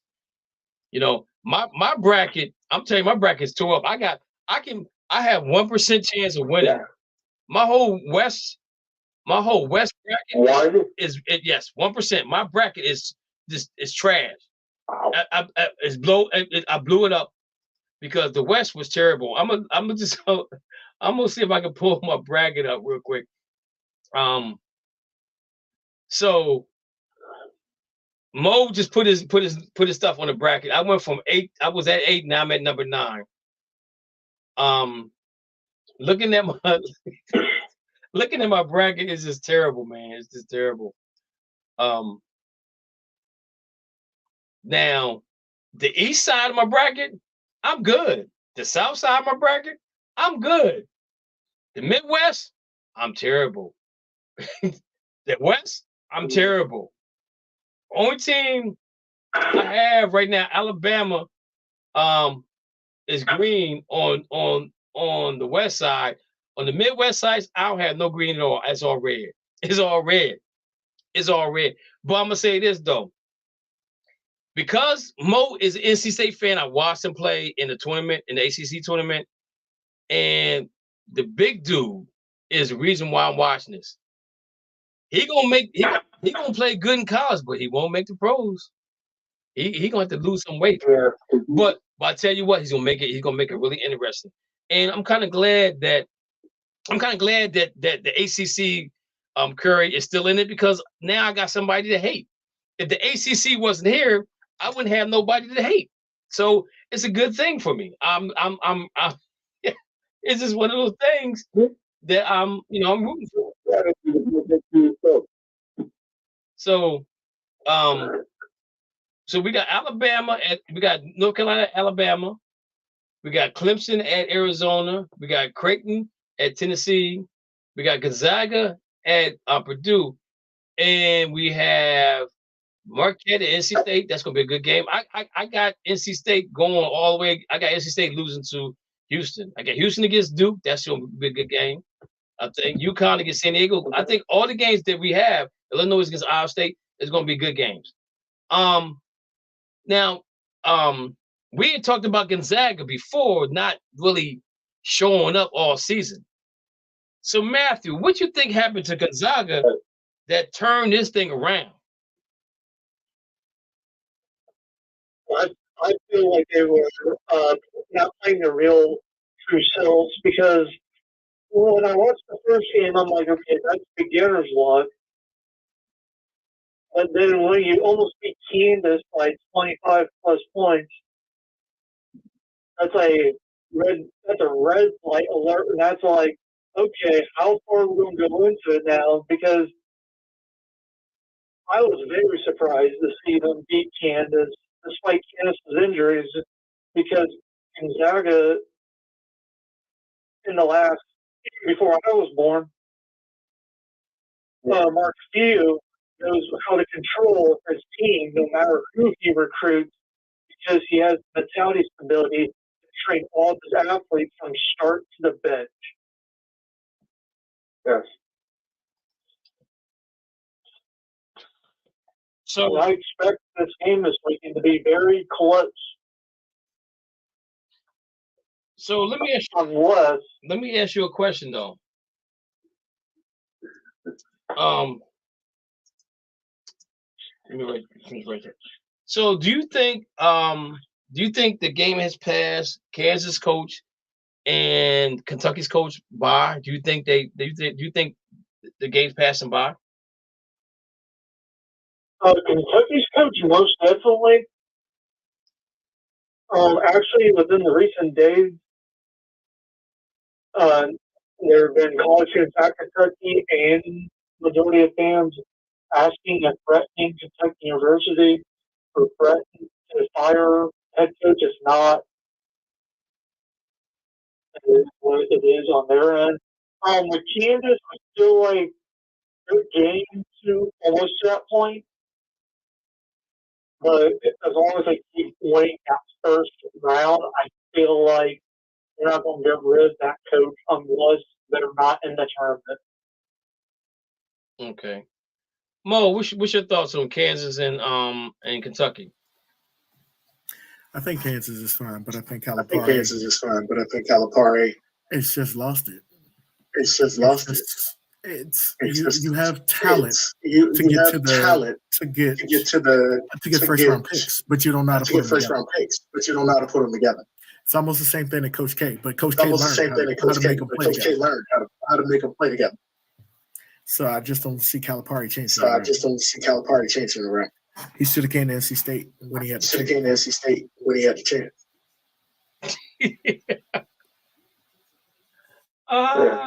Okay. Anybody got a comment on Kansas and Kentucky? I don't think Kansas coach has lost anything.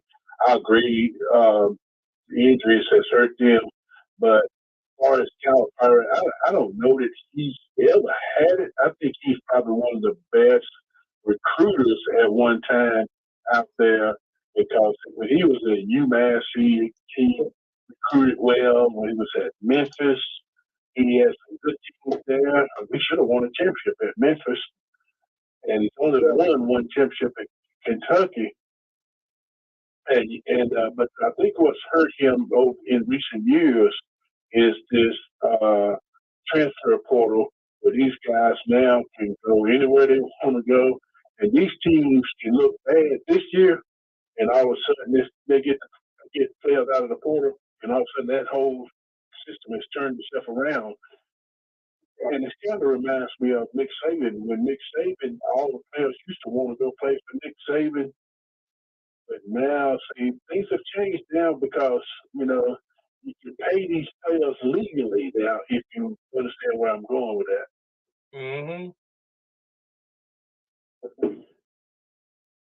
I totally agree with that because Nick Saban came out and said that was one of the main reasons why he stopped coaching, is because he didn't want to deal with the trans portal thing.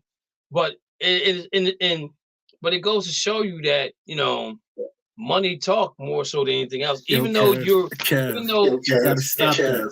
You gotta stop that. You gotta stop that with the transfer portal. I don't want us to get canceled. We're gonna get canceled because we don't get canceled because he right. The transfer portal. Thank you. I'm gonna just say the TP. The TP has caused problems for the whole college system, right? Because you look at Alabama, they use one fly, not two, and because you look at Alabama football program, the quarterback plays in the bowl game and turns around the next day and he goes somewhere else and plays, right? So that means you got to keep. That means you constantly got to keep recruiting when football season is going on. You're recruiting at bowl games. You're looking at a guy like, yo, I think I can get him over this way. Like, you talk to the coach from Kansas said, I've been thinking about next year since a month ago, right? Because they got on him about that comment, saying that they don't think he was fully involved in Kansas this year. But I think he worded it wrong, because Bob Hurley, or whoever's coaching UConn or wherever he's at, he says, I felt like more teams from what's the ACC that they're in, or the Big East, whatever, I don't know what they're in. There should have been more teams from that conference in. But he says, I have a general manager that takes care of guys going in and out of the TP. So if Kansas coach would have made it in that, if he didn't made a comment that way, I don't think he would get the pushback he's getting right now from the media of making a comment that he made, as far as was he fully invested into this team going forward.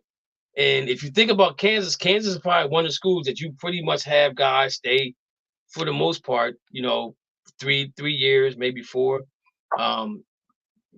But again, with the TP, you don't even know who's on your team next week. You don't know who's on your team tomorrow. Yep. And that makes it harder for coaches to prepare for a season when you know the guy walks in and says, "Hey, coach, I just went in the portal and I'm leaving." Ain't nothing you can do about it no more. But the whole thing was, now the coaches can get up and leave, so can the players. You know, so where's the dedication at when it comes to college sports? You know, Calipari is a good recruiter. Calipari is a good recruiter, but is he a good coach right now? Because he's not getting the top talent that he has been getting, because of the portal. People are not, you know, they're not getting paid like they should at Kentucky. Coach Gray, you got a comment? Yeah, I mean, the portal was created for players who are unhappy or at scholarship schools that wasn't given any time years ago. What we see today is a lot of the businesses and the business aspect has popped up. You know, name recognition, social media, NIL. So what are these guys after? What are these players playing? Are they playing to be a part of the team, or are they playing to be popular players? But the actual portal was an NCAA thing years ago, right? So I don't have a problem with the team being level. If everyone's taking advantage of it, they know what they're getting into, and so on and so forth. I have no problem with that. So let me ask you. I do have a problem when. Go ahead. Go ahead, Kevin. So I have a question for you. If you're coming to recruit me, and you say to me, well, okay, Kev, you coming to play basketball here. Are you coming to play basketball for my program, or are you trying to get an NIL deal? And if you do, how long you plan on staying here? I mean, and I can help your program, but I'm gonna be honest. I'm gonna say I can help your program, but if we're not winning, I'm not staying. You know. But how do you? Go ahead. How do you counter that, right? What I would say is the program should be for juniors and seniors, not freshmen and sophomores. There you go. There you go. I was going to come to that. Right. Right. So when you do, okay, we have freshmen come in 5-star. You know they're going to come both ways, right? Like, let's be honest, going out there with some of those players that's coming in, it's absolutely phenomenal. But it's not new. Because the system only let the superstars years ago play one side of the ball. Right, but how do you keep the freshmen who have name recognition from jumping the ship? You put in a stipulation. Mm-hmm. You have to do 2 years at the university that you signed for. Period. I don't see nothing wrong with that, because especially if you're gonna, even as a freshman, you got an NIL deal. Okay, you gotta stick around for at least 2 years. You know, and where it bothers me is I'm always gonna go back to Bo Nix, and there's probably other players out there that's probably been playing 5 years, 6 years in college football. But you looking at Bo Nix, okay, and he's much older than most of the guys he's playing with, right? So what pro team's gonna take a chance on him at 24 years old as a starting quarterback? Because he's already past in for real time frame, he's already passed his prime at 24. You know, so who's gonna take a chance? Here's the problem. Here's the problem. It's a real problem. You're playing age versus talent.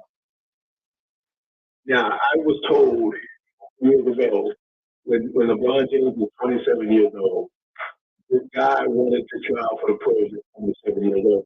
I told him, "You're too old to play in the pros." Well, what level of 27 are we talking about? Are we talking LeBron James level 27? Are we talking about a guy who's working out, wants to try out at 27 years old? It's called talent, right? These businesses or teams are investing in talent. Okay, not that these guys have 40 years old soon to take their game to a level where most guys retire at 31. Right? So what are we talking about here? We're talking about talent. Hey, can I say something like that? Portal? Go ahead, Curry. Hey, the transfer portal has been around. If I say something that the previous person said, forgive me, I didn't understand a lot of it because he was breaking up. But the transfer portal has been around for years and years. But the NCAA opened up that can of worms themselves because they had it under control by if you transfer, you had to sit out a year. That's right. Okay, that's right. And when they took that off and said, okay, well, if you transfer, you can play this year or next year. It don't matter. just got more and more players in it, and that just they had it under control. They just let it. They took it out from under control. That's right. I agree with that 100%. Now, the other thing to look at is the walk-on players, because there are some walk-on players now in their 30s that are currently active on the college football team at the D1 level too. If you look at the kickers, especially because there's a kicker on Colorado State who's 31 years old that has 2 kids and a wife, and they mention about it on ESPN whenever he played. That's the first thing they mention about that team, because they're wondering how is it possible for a person at his age and other kickers around the NCAA in their 30s to be a walk-on and be a starter. Well, here's a newsflash for you. Okay, it's a newsflash. We all have eligibility to play in sports in college. If we go back to college, right now, that eligibility is still there. We had not used it up in the 4 years in any sport. Okay, in any sport.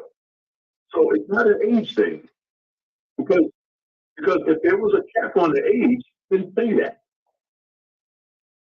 And not 31-year-olds are able to go back and play just like an 18-year-old. But my thing is this right here though, is that, and I'm gonna go back to the Bo Nix situation. So you're gonna draft him in the first round, supposedly, off his talent, right? At 24 years old.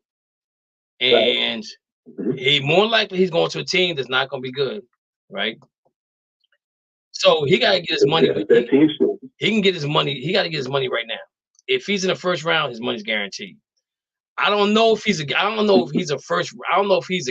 first round quarterback or not. Because they said JJ McCarthy then pushed a couple dudes out of the picture, like the kid from Washington. He got pushed out of the picture, being a first round draft pick. A couple of other quarterbacks, but. And me as a general manager, I'm looking at him like, what can he bring to the table at 24 that I have never seen before from a guy that's supposed to be that special? Because at the end of the day, iron sharpens iron. And what really makes me mad about the NCAA is that you allow guys to leave to go somewhere else and play when you're leaving because of the competition. But if you're good, stay there and fight for that. Stay there and fight for that position, because if you're trying to get to the next level, you're not going to get to the next level because you never been pushed hard enough to say, "Oh, I'm going to get to the next level." But you move around to find a place that you're comfortable with that shows your talent. But then you get to the next level, and that talent doesn't rise. That talent doesn't rise to the top because you never really competed against nobody. Okay, let me say.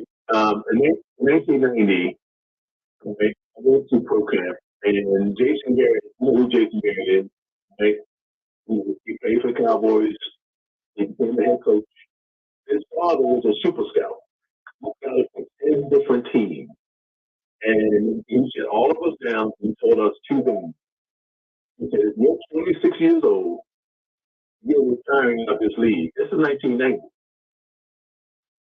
Well, the goalpost has really changed in under the position, because Tom Brady played up until he was 42, right, 44, something of that nature. Right.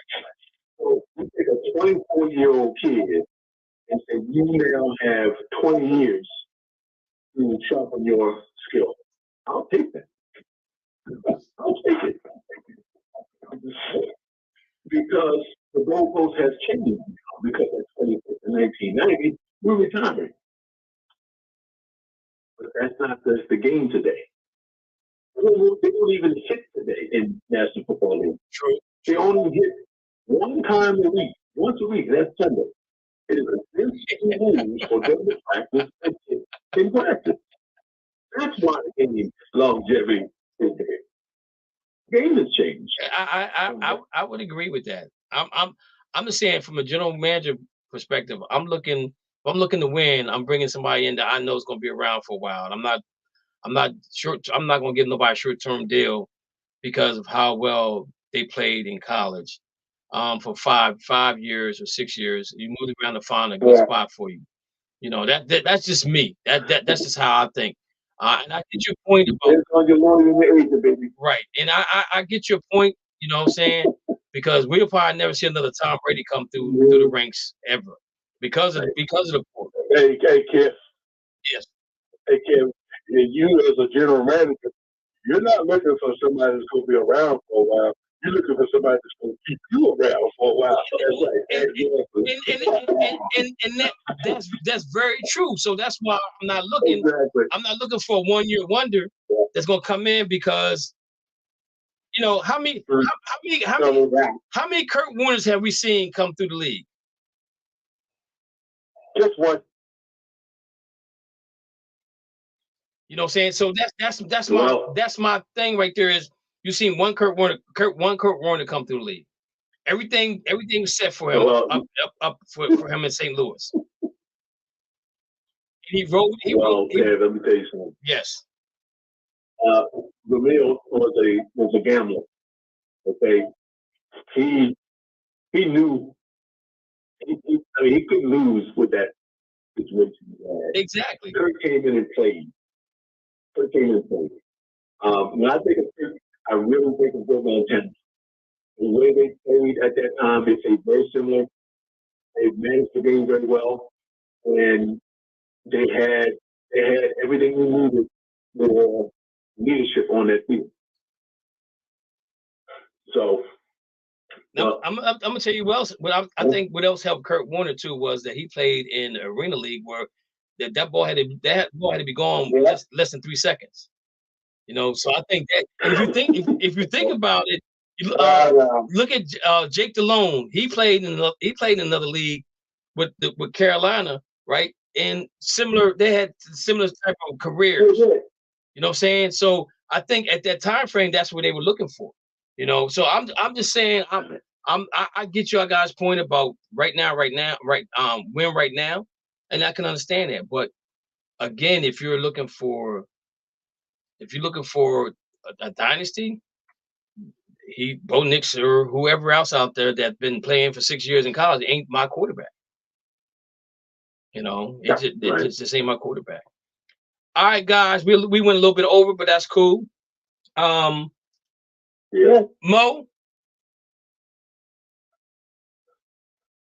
Yes, sir. What you got for us? What you got for us? Last words. Philly sucks. Philly sucks. I didn't get it in all show. Speaking of Philly. Well, that was your last word, your first word. Those are my words every week. Those are my words every week. Speaking of Philly, though, I'm going to say this right now. Embiid truly is MVP of the league because you look how they're struggling right now without him. And it's sad that they forced this guy to come back and play to get those 65 games in to be considered for the MVP. Yeah. Me personally, I think Embiid should have sat out last year during the playoffs and came into the league healthier than what he did this year. I still think he was ailing from what happened last season. Now he come back. He's going to come back this year. Why should he play this year? I don't understand. I wouldn't even play him this year because they're not going to win. They just don't have the team to win a title this year. I'm telling Embiid, sit down, chill out for the rest of the year, get your weight right, get on the diet, and let's get ready to roll next year because they got money and they're probably gonna get a few free agents that are gonna come through there and try to make this thing a little bit better than what it is. But I just feel sorry for him because they put the pressure on him to be to play this season to get those 65 games. And I'm not a Sixers fan, but I respect them. But I just don't care. I don't like. I get the point of the 65 games because we're looking at the Clippers and how all them guys sat and sit and do what they do. You know, Mo was something else, man. He's something else. That's all I got to say. But anyway, guys, he's soft. Hey, anybody else? Embiid is soft. Embiid is soft. Go ahead, Curry. Mo, I know you love the Steelers, and I can appreciate your passion for them. But please, sir, do not drink the Kool-Aid of Russell Wilson and Justin Fields. So they are going to be the worst two quarterbacks in that division. They both coming from teams that didn't want them. So don't try to make them a hero. Don't drink the Kool-Aid. Do you think Kenny Pickett was better? Kenny Pickett was better. He left. He said he gonna get the last word in. Don't Kenny Pickett sucked. Don't Kenny Pickett sucked. Matthew, any last words, brother? Let the March Madness begin. Okay. Oh no, Curry's still on. Coach Mo, any last words? Coach Gray. Coach Gray. I'm sorry. The ACC will be the champions of March Madness again. It will come back. So what team's gonna win that tournament? Carolina. Hey, there you go. That's what I'm talking about. I agree with him. Just add state on it. Y'all have a good night. State. North Carolina State. North Carolina State. Dana, any last words, brother? I'm just going. My thank you guys. I couldn't keep it back because I had a long day to work with this release, but I'm good. All I want to do is go Tar Heels, and you Celtics fans will be disappointed. See, they go to hate again. They go to hate again. Hate. All right, guys. You always hate when we put it.